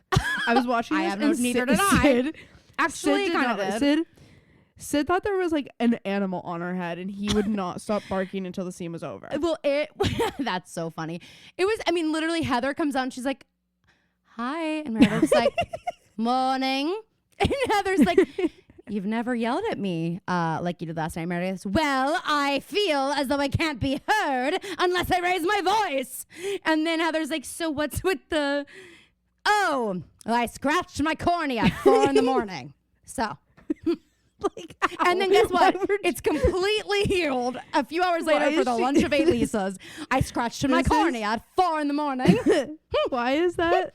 Like, When you guys, just in case you want to look into what it's like to spend the night at KK and G Daddy's house, it's like you come going down, downstairs- find KK But looking like Meredith in this moment. It's 2 p.m. It's 2 p.m. though. You're actually coming back from somewhere. you were KK's at sitting lunch. down. You were at lunch. KK's sitting down with her coffee and her newspaper, and she's like, ugh, scratched my cornea at And 4 her in the sleep morning mask last over night. one eye. I mean, and Meredith like doesn't laugh about it. That's my favorite thing about Meredith. It's not funny. Like, she's like, No, what's it's her funny life. about it? What is funny about me scratching my cornea? This is what I had to do.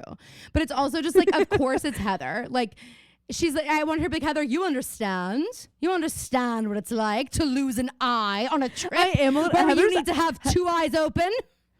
Heather's Dare I say, I acting need like- more than 2 eyes to keep an eye on all these bitches. I scratched my cornea because I was keeping one eye open while I sleep. yeah. While I slept. And if I'll tell you, I swear I heard Brittany come in because she's has her actually- nails are longer than mine, and I think she scratched my cornea. Yep.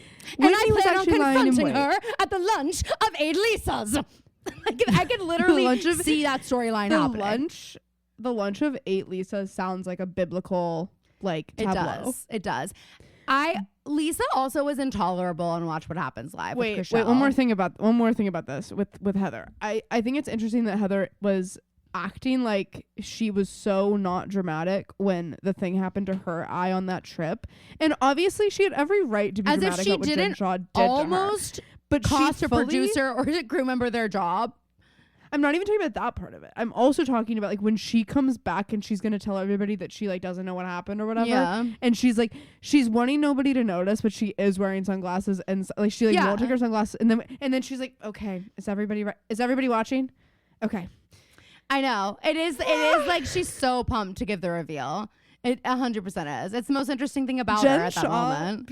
Jen I Shaw want the being like, footage of Jen what? punching Heather in the face. Show it to me. And I want to say how hard was Jen Shaw I punching mean, her? Heather, it's not just like a black eye. It's like It's swollen and it's dark purple. It's like shiny. It's like obsidian. Like, it is like as horrific of a black eye as you can imagine. Like, it's immediate. like if Within if like, I mean, Heather it had been happened in the middle of the playing- night. She wakes up at 8 a.m. and her eye. I mean, normally black eyes like take some time to like set in, not hers. like if someone told me that was gonna be the makeup for a regional production of the Phantom of the Opera and that was the You would've reveal, I believed would have it. believed it. You Like would've believed that's it. that's his deformity. Exactly.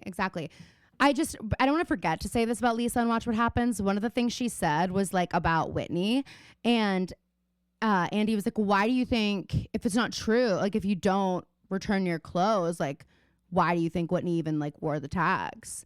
And Lisa goes, well, honestly, I think it's just jealousy because like I know what it's like to like have designer packages like coming to the house every single day. And Whitney, I don't think she actually knows what that's like having Chanel and Gucci like coming to the house every day. Like I don't think she actually like knows what that's like. So I think that like I've lost my Lisa apparently. But she said that. And Andy's like, okay. Like he just was like, anyway, like he was so not into it. And then she kept playing with her hair and he was like, why do you keep touching your hair? And she was like, it's so shiny. And he was like, like he seemed really fed up with her. Yeah, he and seemed annoyed with her. We'll get into traders after this for a second, but Chrishell saying about Tom, it was not, I think she said it was not cold. I think she meant to say it was not hot in the castle. Yeah. And she said, I just think Tom just like had, you know, a lot of like Coke and was like sweat, like all the sugar, like was sweating out all the sugar. And Andy also didn't seem like he liked that. Like he looked in the camera and was like, okay. And like moved right out. Like I think he was like, don't do that. Like, because it is a little crazy to do. It is a little much. You know, like to basically accuse him of being on cocaine on a show. And be like, yeah, or like or that he was detoxing. going through withdrawals. Yeah, like either way, it's like, okay. I do just want to say it wasn't lost on me, Whitney, reaching out to Monica. Crazy work. I understand that there's a lot that happened at at that dinner that is making it easy to overlook that, but that's dirty. It is, I don't and the care way what that you were it was trying just to like an dig up. aside. That's like the one unifier that this group has. That and you guys like. And the fact that you were doing it so that you could commit a targeted attack on someone else in the group. And speaking about this, though, like, do we think she was talking about Nick Viall? I do. I don't know. Because they start out by saying the podcaster that Whitney was talking with, who this whole season, the only podcast we've talked about is Viall Files. And so they say Which is that. why I think they might have said that. But also, this is more of like shady. You know what I mean? Like, and I felt like I don't know. Nick kind of backed off of Whitney Rose a little bit in terms of like how much he was like Team Whitney for a while. I feel like he hasn't been, and I'm wondering if this has something to do with it because Meredith is like, maybe he, so we know it's a guy, messaged Meredith to say, I didn't give Whitney any information. And that does seem like something Nick would do. I can't remember who this was, but there was that other like Bravo gossip person on TikTok who Whitney also talked to. And he came out and said that he didn't say it about he didn't say maybe that it was about him. Lisa or Meredith, whatever it was. Oh, I wanted it to be Nick so bad. I want to know what that is, but I also just like I feel like it should be pretty easy for that group to be like Monica's off limits, and it just seems like if it seems like fighting dirty. Well, it's like Whitney, no, absolutely no loyalty, like none. You know, it's like this is your shared experience where it's sort of like the Dance Moms girls. You know, it's like when nothing else can tie them together, and none of them agree with each other about anything. At the end of the day, they were all traumatized by Abby Lee Miller. You know what I mean? Yeah. Like it's like y'all have that will like. And you know what? I guess we just clicked it. We just freaking clicked it because there you have it. Whitney is the JoJo Siwa. Because JoJo's the only one who is ever in those fucking interviews saying, well, you know, people just don't really get the dance world. We've all had a teacher like that. And I'm like, yeah, that's the problem. Yes. Everybody has, a lot of people have had teachers like that. Yes. But like, that's what's toxic and bad about it. Precisely. All right, Heather, her text was about Whitney. I think it's insane that Heather chose to read a text about Whitney, your cousin. You could have chosen, I know you have texts about more than just Whitney. You could have chosen anyone at this table and you chose her, knowing what you were about to have her read out loud. Like, I just thought it was insane. It's like if you and I are at a table with a ton of our mutual friends and I'm like, okay, my text is about Phoebe here. Could you imagine? And then we just, okay, we were scripting this for the next time I get to hang out with all of our quote unquote mutual friends. How about in February at the baby shower? We say we the meanest text everyone has about the family. Kitty shocks us all with the meanest. Just kidding. We know you don't have anything mean, Kitty. Because Kitty planned the shower. We go up to her. We say, "Hey, Caroline and I actually planned a game. We're here and to do we the just wanna take this off- entertainment. We'll just take this off your hands. Mhm. We will just organize a game. Everybody, pull out your phone. She's like, how long will the game take? We're like, it'll keep them pretty busy. It'll keep us occupied for the rest of the shower, I'd say. I mean, It'll I have a probably lot actually, to go through it actually personally. might shut down the shower. So we should probably do it towards the end because this might be the. And might shut Caroline, down. and at the very end, Caroline stands up and she goes, "Mine is about Phoebe." Hang on, my turn. But Caroline and I have scripted it so that I know what she's about to say, but it is going to be the most horrifying thing you've ever heard. And And then vice Phoebe versa. goes, I want to read another one. And then reads. And it's like, well, then why did you even read the one about Emmeline? If you knew you were going to read one about me, why did you even read the one about our cousin Emmeline? And then Caroline and I go, "I forgive you," and we do. Okay, guys. A little tip of If the you hat. watched, did you notice that Heather and Whitney did the tip of the hat? I was like, God damn it. I don't want Phoebe and I to be the Heather and Whitney of the show. I don't want that for us. We deserve better. Okay, here's what Heather We said. copyrighted it, actually. Yeah. But even before Taylor Swift got to it. Okay.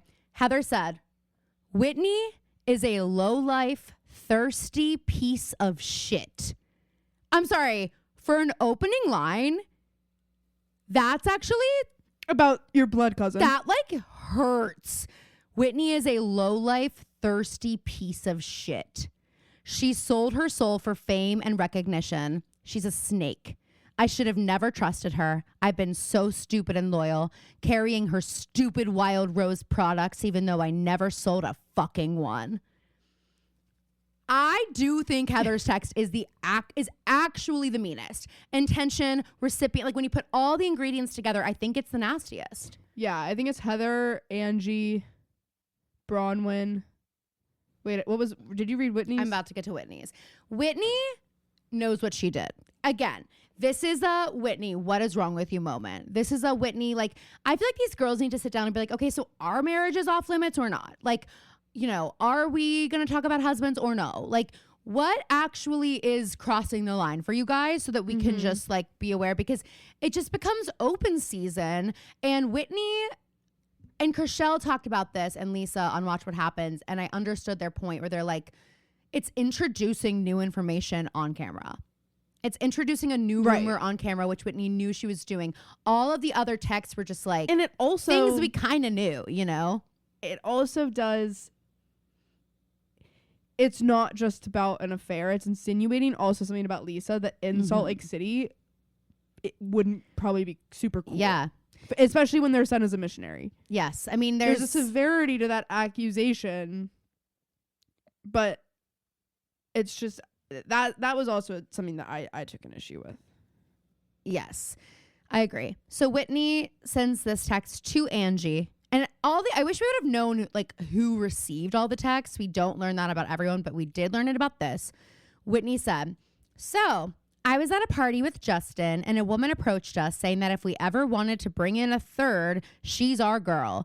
In fact, Lisa and John can vouch for her because she has made out with Lisa while jerking off John. I don't believe Which it I either. just don't believe. I also Like, I barely believe John First of all, Barlow's had sex with I Lisa. don't believe that it happened, but I also don't believe that. Also, okay, Whitney, what does this imply about what kind of party were you and Justin at? I thought the same thing. I'm like, okay, well, Whitney, it is kind of like self-incriminating here. Like, obviously, there are people who think you're looking for a third or would be. And also, unless you guys were at like a fucking swingers party, I don't believe that someone's just coming up to Well, it is you and Utah. saying if you guys are ever looking for like it. That's what it's self-incriminating, like you said. Yeah. Although I will say, I agree. Like, in my mind, I'm like, that would never happen. But I will just say, I've recently become privy to a lot more swingers like Right. that. I just they're that are in my life. So I think that it's more common than we think. And I think like Whitney and Justin do give off kind of a vibe that they're like down to have fun, not necessarily down to swing, but I think that like if you're in a room full of people and you're someone who has done it before, and I mean, let's say this is true. Let's say this woman did hook up with Lisa and John and she's done that and she knows Yeah, I there's a guess connection. that's She might true. think, well, naturally Whitney and Justin like would be the people to go up to. You know I what want I to know mean? the whole conversation she and Angie were having, because how did that come up between the two of you? I'm like, Yeah, exactly. Well, also, okay, how funny was it? Lisa zooms in all the way. So it's like she's reading one word at a time. She's reading like she's reading like the kids I used to get so annoyed with during popcorn reading. She's like, Lisa, so I was at a party with Justin. And like that is how she's reading it. And then she gets so fucking mad and she's like, how dare you do it to John? Which I do, like, Yeah. John Barlow didn't ask for this. But then what are you doing, Lisa Barlow, yelling across the table to Angie? Well, I heard that Sean does circle jerks. That's where she lost me. And at first, I texted Caroline because Caroline watched this before me, and I texted Caroline. Also, Peacock, we gotta actually find a solution about this. These episodes need to be available the as next soon as they're done. day. Thank you. Or at midnight. Like I don't Readily available. Do what they do at Traders, where it's like it's available at exactly the same time that I it's need premiering. because I don't on- want to wait until the next you know? morning at fucking 7 in the Yeah. morning. That's unfair. No, I wanted to watch it again, and I It's had to ridiculous. wait. Not fair. Not fair. My second watch, I had to wait till the And morning. I You texted kidding? Caroline as everything was happening. I was like, I can't believe this. And Caroline said Lisa really loses me in this episode. And I was like, she doesn't like real. I mean, any more than she did this season. Like she didn't real. And then she said that, and I was like, Yeah. why'd you do that? It's like what? Like, and I'm not here's okay. the other This thing. is me playing devil's advocate. I'm not defending because I think it was wrong. Okay. Actually, I think this makes it worse. I think it makes it What? worse. I was gonna say because you were talking earlier, where we're like, it's introducing new information, and these rumors Yeah. about Angie's husband have already been talked about on the show. So it's not that it makes it. right. I'm not. I don't know. I don't know what I was trying to say, but I just think it. I agree. But to bring it up again when it's like already been, it's like everyone is now aware that that's not something we're joking about. That's not something we're talking about. That, like, I mean, we saw Sean break down about it this season, I think, and they're talking about the effect it had on Elektra. Like, you know, so. And again, similar to what you were saying with like the accusation about Lisa insinuating that maybe she was, you know, physical with a woman, and that maybe in this Mormon culture that might not be like as cool, you know. By the same token, Sean is already like, it's been heavy. It's been very heavy for their family, especially being in this, you know, I don't think that they are practicing Mormons, but they're in this town where most people are, and they're very judgmental, you know, and like we see that. and they have a business. So and they have a business that just for, when like maybe for we could have him, laid it to it's rest. kind of They like, have especially being a 9. hairstyle guy, like Yeah. He's a salon owner. Yeah, exactly. So it's just like, it was just like, it felt like a double whammy sort of from Lisa. And it also just felt like such a deflection. And every single woman like had a text read about them. And why are you the only one who like gets to be like, that's it. Like, I'm out of here. I hate you. Like, I know it's your trip, I guess, whatever. But like, I just don't know why Right. Lisa gets to like, and it's not that it's not okay to like read the text about Lisa, when honestly that wasn't the meanest fucking text that I was agree read. that it wasn't the meanest text that was read. It just was It was- unnecessary. it like it Whitney, was a Whitney betrayal. whipping out like her final like nuclear Yes. weapon. She was like, 100. It was Angie's scroll moment. It was the burn, but like 100%. And it was shitty. and also I'm not trying to read. I feel like it comes off like I defend Lisa. I'm not trying to. I'm not, because I don't think it's completely No, it's defensible. fine. But I am a little bit like, Whitney, you did implicate Angie in that a little bit, in a way where like now you're sitting back. Angie was just Yeah. the target of Lisa because she didn't know she didn't know how to respond to this. And I guess if I'm following some kind of logic, the text was sent to Angie, so Lisa could assume that they were talking Yeah. about it. Again, not the right decision. Yeah. But I think Whitney needs Right. to take a little bit more responsibility for the fact that she just set that entire thing up. She might not have said that. And also, Whitney, you might not have made Lisa say that about Angie's husband, but you did say that about her and her husband. So it's like, you Yeah. need to own up Yeah, to everybody exactly. else's texts were directly I loved Mary though. about, what did Mary say? I don't remember. No, Mary was just like, how dare you? Why'd you do that? Why'd you They're do that? right back She was on the so loyalty. mad. She immediately gets up, and Angie's like, "How?" But Angie being restrained by a producer was like, kind of nuts. like, what to were you me. guys expecting her to do? Let her do it. No one was doing Let her this do to it, let her Lisa do it, at let her do it. lunch. No, let her do it. Let her fucking do it. That's how I feel about not to go back into us being a sports pod, but if Well, we can't help who we are. Exactly. And we are, and that's actually been noticed by some large people. Remember that DM we got? Who? Remember that DM we got from that sportscaster guy? Oh, yeah, who wanted us to join his network. Yeah, and I was like, do you know who we are? Do you know Yeah, no, I think we would do numbers on your network, dude. You would love us. You would, like, people would love us. But I wanted the refs in a Chiefs game were doing what the producers did. Let her hit them. Let them hit Mahomes. Like, and all these commentators right now are like, next Bills. I want the Bills to say, well, if I'm gonna get the flag anyway, I'm gonna fucking mow him down. Like, if you're gonna give me the penalty, Yeah. I'm gonna do something worth a penalty this time. And that's what I wanted them to do. I wanted to say, all right, if someone's gonna get a black eye, we may as well get it on camera this time. Go for it. Yeah. Go for it, Ange. I mean, I was like, you guys are kind of ruining it. Hey, producers, guys, you're get out of the kind shot. ruining this for me. Hey, get out of the shot. Hey, you're in my shot. Boom mic. Boom mic. I can see the boom mic. Hey, I can tell this is fourth wait, ball. what? I thought this was real. Now I know it's a TV show. Get out of there. So good. Wait, don't and you then just I also love like the that, like, idea that Lala broke the fourth wall and ruined the entire show thinking that she was making the season? ruined it. Got herself And did you see fired. what Jack said? I'm never one to agree with Jax, but he said, No, what'd he say? he was like, yeah, I mean, like, what I think is really good about our show, and like when we pitched it to Bravo to like be a show, what makes it work is that it's a real group of friends and like the relationships And are now- authentic. And I think he was like, I mean, I just don't know, like, what he was basically saying without saying it is like, we're not actually friends with Lala and Sheena, so it wouldn't really make sense for them to come on the show if And we yet wanted they to are. maintain the feeling that it did have last season. It will be a totally different feeling.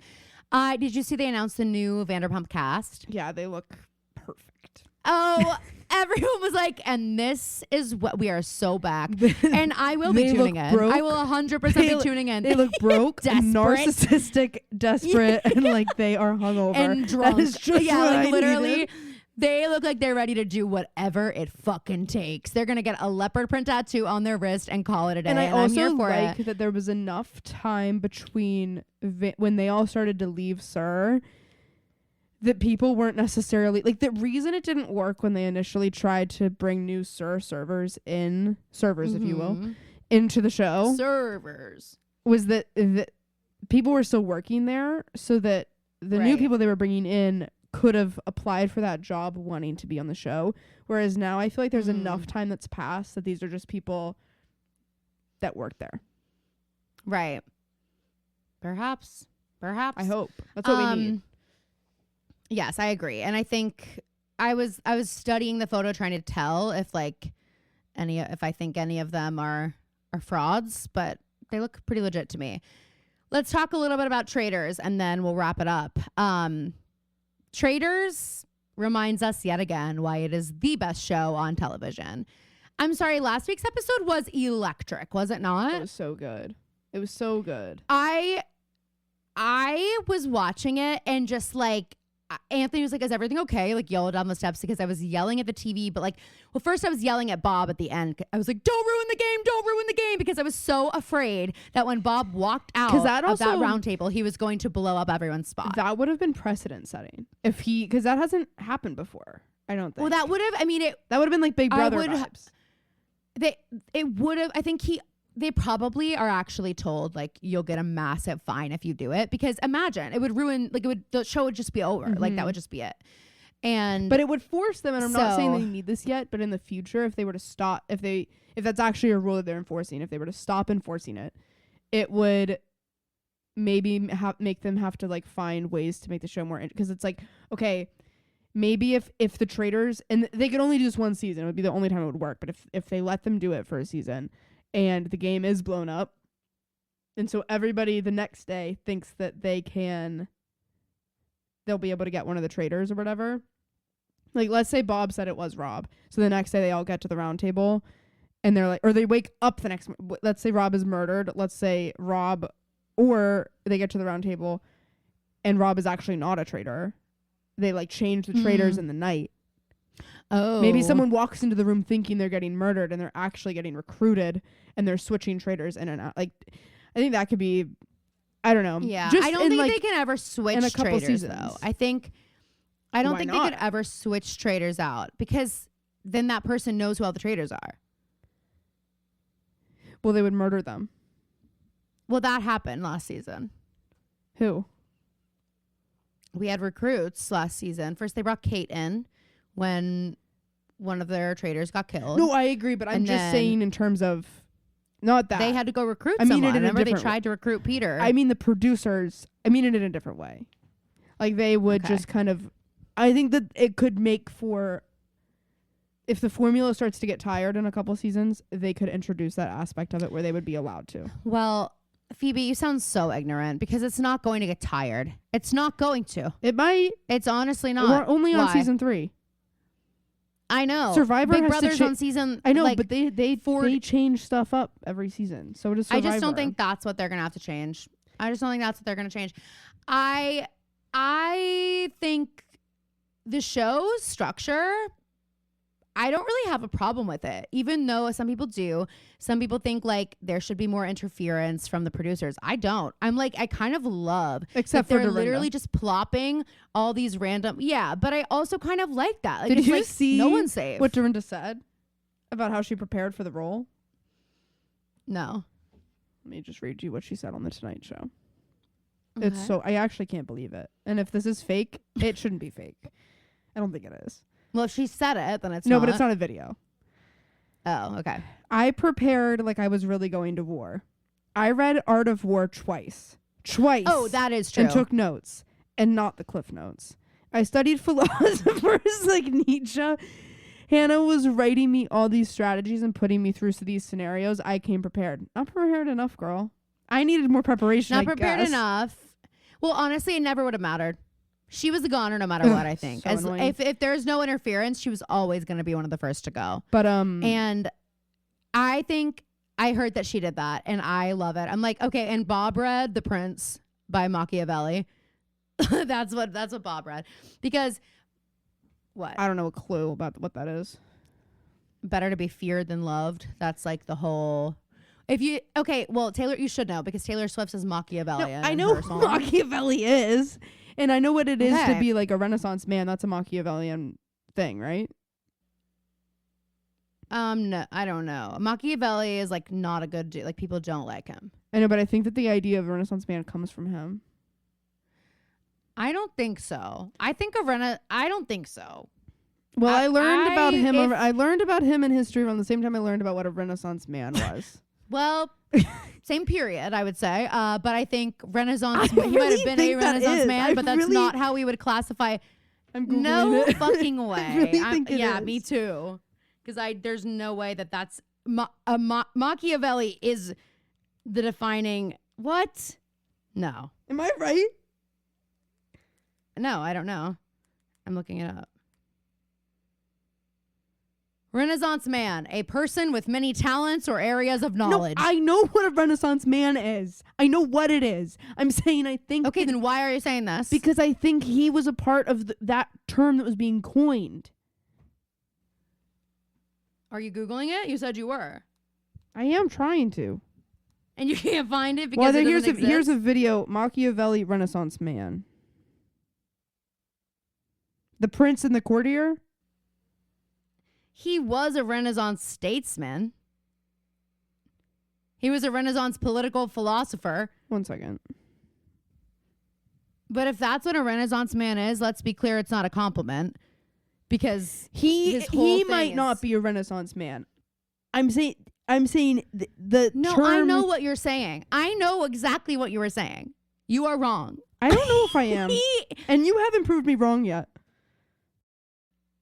you don't even know what you're trying to prove right now. You're trying to prove that he came up with the term Renaissance man. I'm trying to say the that it Renaissance came was a from his- period of time. No, you're not understanding me. It came from like his writing. That idea of being good at a bunch of stuff came from him. And that being a Renaissance man. I don't have time to Google this right now, Maybe. but I do think I'm right. And I'm going to Google it later. But it's just Okay. I promise you I am. Don't promise. You don't know. No, I'm not promising you that I'm right. That would be Oh, what you would that's do. what you just, I promise you I'm right. I promise you that I'm well, Googling it. I actually like have read The Prince, so I have a little bit of more of an idea about this person that we're talking about than you do. Genius. Okay. Anyway, I'm You didn't know glad what Bob The is Prince gone. was. That's what I'm saying. The whole essence of Machiavelli is the idea of the prince, which is it is greater to be feared than loved. It is like Donald Trump's whole thing. He is like revered as being an immoral cynic. That's like how people think of him. So if you're Machiavellian, you're not a good leader. You're like, you would rather people be scared of you than love you. And that's what it is. So that's why I'm like,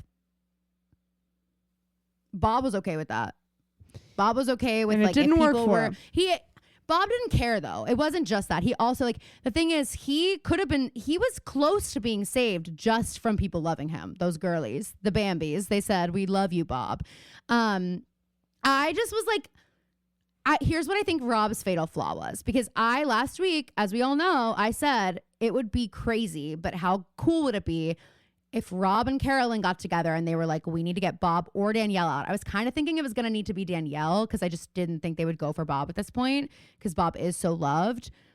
But I was like, it has to be either one of them, because if Bob and Danielle are together, no one's making any choices. We even saw it with the coffins when Danielle's like, no, Jeremy's going home tonight. That's that. Like there was no discussion. You know what I mean? It's just like what they want to happen because Jeremy said Danielle's name. And so that's that. So it was like one of them had to go. Bob made the mistake of calling out Boston Rob, saying, we all think one of the three new guys is a traitor. Why did you say that? Yeah. Why did you say that? You're doing way too much. Like, he essentially evicted himself. Bob did. And there was just no reason to say just that. doing the most. I really don't think There's no there was reason a to say that. It's sort of like when serial killers want to just like insert themselves more and more into the investigation. Like, it was just like, what is the point? Like, you don't have to say anything. Rob had a moment of like, you're playing checkers, I'm playing chess. Rob said, I'm from Boston, and he got his guys, and he was like, yeah, he just said our name. Like, we don't have a choice. That's, of course, we're going to get him. Like, that's the next step. When somebody implicates you, you get them. Like, that's what you do. And I just thought it was really brave of Rob. Like, it's exactly what I wanted to happen. Go breadcrumb Bob's name around and say, like, I'm not going to be the one to do it. I need someone else to do it. And Dylan would have been the perfect one to do it because he already had. I don't know why Rob told Danielle and Carolyn. Because what if he goes and tells Danielle and Danielle's like, no, Nikki's going home. I'm going to go tell everybody to go vote for Nikki. And then he holds Carolyn back and is like, no, we're voting for Bob. And she agrees to do it. But I just think you should have said, I'm not telling Danielle. Maybe if Danielle hadn't gone and tried to stir up some more votes for Nikki, somebody would have thrown Bob out there. Maybe they would have been more unified and somebody else would have done it, and then Rob wouldn't have had to. Danielle never would have had to know that Rob and Carolyn were like in on that. You know, she would have just been like, okay, I have to vote with the majority. Like, that's just what it is. Yeah. I don't know. I think that was his mistake because now I think he's going home. If Wes doesn't get him out at the round table, well, I think Danielle and Carolyn are going to do what Rob did, and they're going to get in cahoots with Wes basically here, and Rob is going to go. I can't wait to watch. But I think he's going to be okay with it. Anyway, I wanted to ask you, are you like rooting for anybody to win? Is there anyone you want to win or not really? Not right now. Normally in the past, I feel like I've rooted for the Traitors, like just as a group. But this year, I don't really feel that connected to them. And Yeah. they're harder to root for. Maybe now that Bob's gone, Yeah. that won't be the case. Because I just feel like I was watching, like, stop. Like, it's just, like, It was just too much. I was I like, agree. oh, yeah. But, I mean, there are definitely people that I like. But nobody that I'm like, I kind of hate when the faithfuls win. I agree. And I don't know what that is about me. But I also, like, I don't What like. does that say about us? I also don't like that moment where, well, you guys know how we feel about being faithful. We already said we hate cheaters. So Yeah. so literally get out. But to get out if you're a cheater. I Just kidding. You can stay if do- you're a cheater. You You can listen to our podcast. yeah. Maybe you'll learn something. Maybe you'll learn a thing or two. That's what I meant. Phoebe gave me a look like when I said cheaters can stay. I'm like, hello. I mean, listen and learn something. I already said this last week that I don't like that moment of vindication when someone's like I and I know that it's inevitable because they can't stand up there and say that they're a traitor. I know. But I hate like when they're so like righteous Smug and about stubborn. it. Yeah. I hate that. Yeah. I don't think I'm like rooting for anyone to win, really. I mean, right now I'd love Boston Rob to win, but he's not going to. So I don't know. I think it'd be crazy if Carolyn won. I would kind of love it. Yeah, and Lost Coach, they love her. I always forget they're like Survivor girlies. So she's so kooky really, and like. Yeah, she's growing on me. Everyone, I really did not. And like I've seen the videos of everyone finding out that she's a traitor, and they are absolutely floored by it. Like they're like, she's gonna win. Everyone who finds out is like, no, she's gonna win. She's gonna win because no one is going to guess her. Like she's going to win, and I don't even think it's a skill. It won't even be a skill based win, but I do think she might win. Yeah. Okay, so let's get into our rotations. You're first. I think you. Wait. I thought you were first. I don't think I am. I was Dream last week, wasn't I? No, because my dream was Hoda Kotb. Okay. All right. First one. Wait, I feel like I did this. So if I... No, I must not have. Mel Robbins, was she already on mine? No, I don't think so. Okay, Mel Robbins is on mine. I mentioned that I'm listening to the Let Them audiobook. I think it's a newer book, but you should all listen to it. She also like coined the 5-second rule in the morning. Like if you're in bed and you just close your eyes and then you say 5, 4, 3, 2, 1, then like you get up, it just works. She's all this great stuff to teach us that we can learn from. And she has a great podcast, but she was on Nick Viall's podcast. And I knew that I wanted to read Let Them for a while. And then when she went on this podcast, I listened and I just felt super like energized and inspired by her. It was really nice hearing her talk. She has a similar like tough love attitude as Nick, but I just appreciate it so much more from a woman and from her. So I listened to her podcast a little bit, bought her audiobook. I'm reading it. Definitely recommend if you're kind of in like a little rut. Definitely get the audiobook and listen to her talk because she's super, super motivational and it all makes sense. And it's just like kind of obvious things, but she puts them in a way that's really accessible. Okay, next is the new update on the iPhone, the send later for texts. Have you used the new feature? No, I haven't. Not yet. I haven't had a need Oh to. my But I remember when I God. broke the news Do you know? Oh, I did it to you on Phoebe, this podcast and you lost your Phoebe, mind. oh my God. Like, do you know how long I've been waiting for a tool like this? Hello? I was explaining this the other day to someone. I go teach after work. You know, I'm finished teaching around 8 o'clock sometimes. By the time I actually get home and like I'm situated, it's like 9. And then I'm like eating something and sitting down. And then I'm looking through my texts at all the texts that I haven't seen while I've been doing whatever. And a lot of them are people that like now it's too late for me to respond. But if I don't respond to you right now, it is never going to happen. I can't remember fucking anything. So like unless I do it in the moment, just all bets are off. So the fact that now I can literally like it can be 11 o'clock, it can be 3 a.m. and I can decide I need to text somebody and I can do it. And you can also do it as a spam. You only have to set it to like send later once. And you can send like a million texts under that little umbrella and then you just press the X when you're done. I've tested it. It has worked. You can dupe people into thinking you are up earlier than you are and asleep earlier than you are and not texting when, you know, maybe you shouldn't be. It's just great. It's such a good feature. Easy to use. Love it. And then next up, I think I didn't write down a third, but I'm going to put Boston Rob on there because that is the type of gameplay that gets me fucking fired up. It's why I love these shows. I also love that like when I have an idea like that and think like that, and then one of the most iconic, legendary game players does what I had in mind, I'm like, okay, no, I was built for this. I was built for this. And I actually decided that I did see something saying they're going to be reviewing Big Brother videos on February 10th. So I've decided I am going to make my video. I'm going to send it in. And I'm not going to put that much thought into it, but I was like thinking about what I would say. And one of the things I think I want to make clear, I started to think about, I was like, you know, I want to say like I believe I was bred in a lab for social warfare, but unfortunately in my life, like I'm not given the arena to like see what I can do. I feel like I am a kid who got a car for their 16th birthday, but they still have their learner's permit, you know? So they can't really like go see what that thing can do, you know? I was like, I'm like super happily married. Like I have great friends. My family's awesome. Like I don't get to use my tools. I have a safety belt on. I have training wheels on.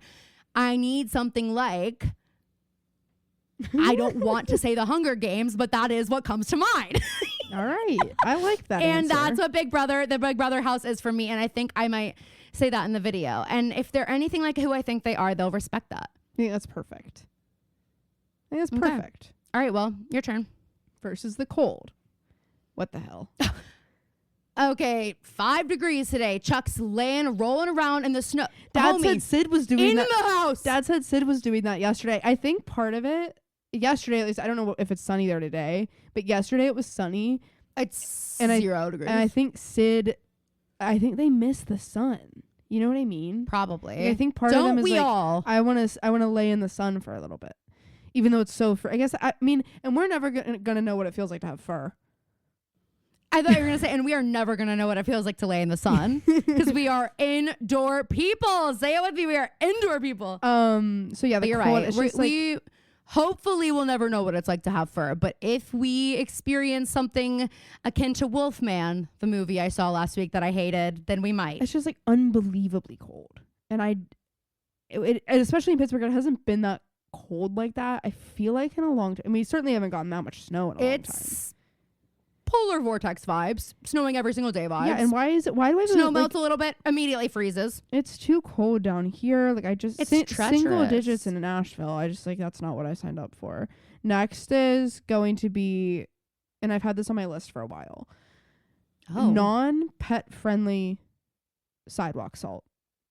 Why are we still buying it? Oh, Why are we still Phoebe, buying it? why are we still making it? Why are we still making it? Almost burst. Who is fucking what monsters are buying it? I almost burst into tears walking the dogs the other day because I when they was start like, hopping because their paws and are burning. Sid, It's terrible. I don't think Sid's ever maybe had a winter that's been like there's been this much salt on the ground because it hasn't snowed Mhm. this much, and I don't know what's worse, is this reaction or Snoop's reaction. Sid would just like, he'd try to hop and then he'd just lay down and like curl his paws up does like Snoop this. just go in the snow? No, Snoop just tries to keep walking until he only has 2 legs. Oh my god! And- And then you have to carry And them. then I'm like, oh my god, I'm gonna kill someone. I literally am Yeah. like, how it's dare they you? make salt that is safe for pets. It's like, even if you don't have a dog, I just don't know why we're making salt that is gonna hurt animals. It's the like saddest. Remember when we were kids and we were at the beach with Elvis and Elvis was walking around and he got one of those burrs the in his hot- paw? Well, the hot, Oh, but also he yes, got one of and those it- little oh. burrs, and he had been trying to Mhm. walk on it, so it was really like lodged in In between there, his paw yeah. pads. Like because dogs. Well, what also like, kills me is animals will put up with pain for a long time before they tell you. Think about Elvis when he had his ingrown toenail and I woke up covered in his blood. He was in my bed covered in blood. I've been thinking about that a lot. Like sometimes dogs are so dramatic about like just a little bit of pain, like, and you know that you like, but then it's also like you see these videos of dogs like falling down flights of stairs and then they just like get up. I know. I'm like, okay. Also, like when any kind of animal gets hurt, I'm like, what kind of nerve endings do y'all have that we don't? I Because know. if It is I went through crazy. that, I'd be in the hospital I know. for weeks. Yeah. So there's that. That really bothered me. And last is Patrick Mahomes. I just can't There you stand have it. watching him play football. I would be able to enjoy watching him play football if he wasn't given special treatment, but he is. And he wasn't a little actor. Actually, you would get a kick out of this. When he played the Texans this past week, he is literally running towards out of bounds. He could have just stopped. But instead, the people chasing him down try to push him out of bounds because that's their job, is to get him to stop Mhm. running. And you can see the moment in his brain that he decides to start acting like he was getting, like it was a roughing the passer. They push him and he like throws himself on the ground and then there's a Whoa. flag. And they're like these game-changing flags. Anthony's Yeah. gonna hate this. But anyway, I feel that way. Well, That's he how I will never feel. hear it. So And I'm not the only one who feels that way. Anthony and Phoebe cannot watch football together, I guess, because Phoebe's too negative for Anthony. But Dad and did. Phoebe gets so mad at Anthony. Dad did. I texted Dad last night about the Ohio State's jerseys, and he goes, "I miss watching football with you. It's not the same without you." Oh, And I was like, I was like, that's a really sweet text. And I love it. But Dad, That is. yes, it is. We sat in silence, and Well- anytime I talked, you would be like, "Yeah." The only difference is that you're No. only pulling one beer from the fridge now. he that's just the likes only having you there. difference. I came upstairs yesterday after teaching. He's like, "Hey, Goo." I'm like, "Okay, we have not had that much enthusiasm to see me since Phoebe's been here. I know Phoebe's gone. It's just us." He's like, "The dogs are depressed." One by one, everyone left. It's like, yeah, yep. And soon you'll leave too. And it'll just be me. Great. Anyway, all right, you guys. Well, we certainly got into a lot of pop culture today. There was just so much culture to discuss. Thank you for dealing with this episode being a little bit late. You know, Madame Morrible had plans with the snow. Madame Morrible being our mom. Yeah, or I was thinking like the weather person. No, I know, but we've already established that mom has Madame Morrible like qualities. Controls the weather. Yeah. But yeah, so tomorrow you will have our recap of season 6, episode 9, Pretty Little Liars, called Last Dance. Yeah, and I accidentally tricked. I accidentally tricked Caroline. I really thought I was giving her accurate information, and I wasn't. And she watched the episode before me. She told me this next episode was like the last one before the time jump. I'm watching it. You'll have to listen to tomorrow's episode to find out what happened at the end. But at the end of the episode, I was like, are you fucking kidding me? I texted Phoebe so mad, and then Phoebe lets me sleep on it. And this morning she's like, oh, I was one episode off. I was like, you sure were. I took like 15 pages of notes. This was a jam-packed episode. It was a jam-packed episode. I took a lot of notes. I kept pausing it to like rewind whatever, because I needed to write something down, and I was like, wait, what do you mean we're not even halfway done? Like, I couldn't believe. I felt the same way. Like it what do you mean I've so only watched longer. 10 minutes of this show? Yeah, I was like, I'm tired, my hands it took hurt me like 2 from all the hours to watch typing. it.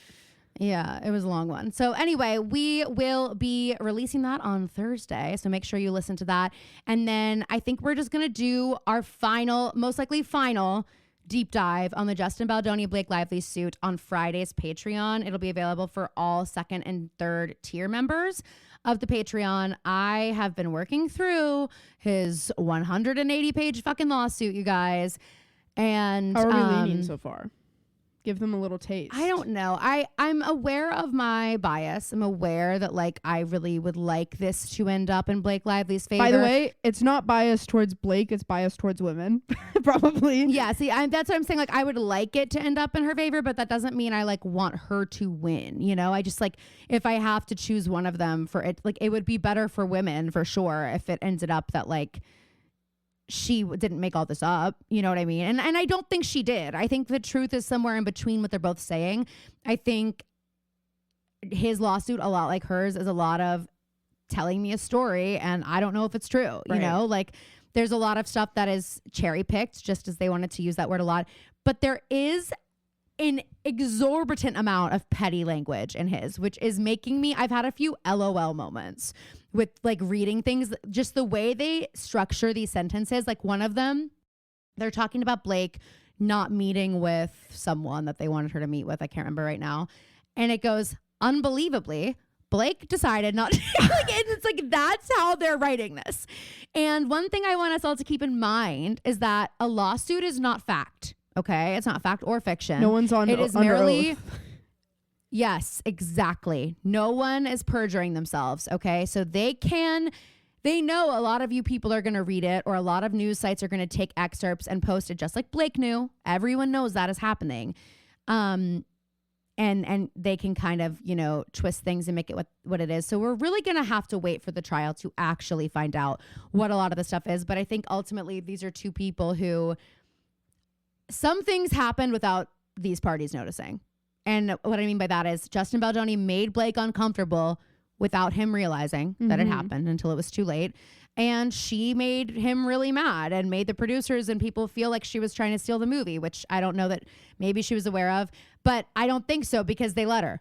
So maybe, you know, if they had not just, there's one like series of texts that is in Justin's lawsuit where Justin's like, Blake just asked for the dailies. Like she wants our latest like edits, whatever. And they're like, no, she can't have them. And he's like, yeah, I'm just going to give these ones to her and like not these. And someone goes, okay, we all just said no and you're still sending them to her. Someone said that. And he's like, no. I'm just sending like this one part because I think if I give her a little bit, like, and he's like, so again, I am kind of like, you can't steal something that's given to you. And sometimes it's true what they say, closed mouths don't get fed. And I think Blake asked for a lot of things that a lot of lead actresses don't ask for. And I think they don't like that she asked for them, but they didn't have to necessarily give it to her. I guess they're going to say, well, they're so powerful. We were afraid if we didn't. But it's like, You didn't have to. Yeah. No one put a gun to your head and said you have to let her watch the clips from today. Right. You know, so and also a lot of their texts, I do think they're like flirty, but I also think they sound a lot like two people with massive egos who are working on something they believe is going to change the world.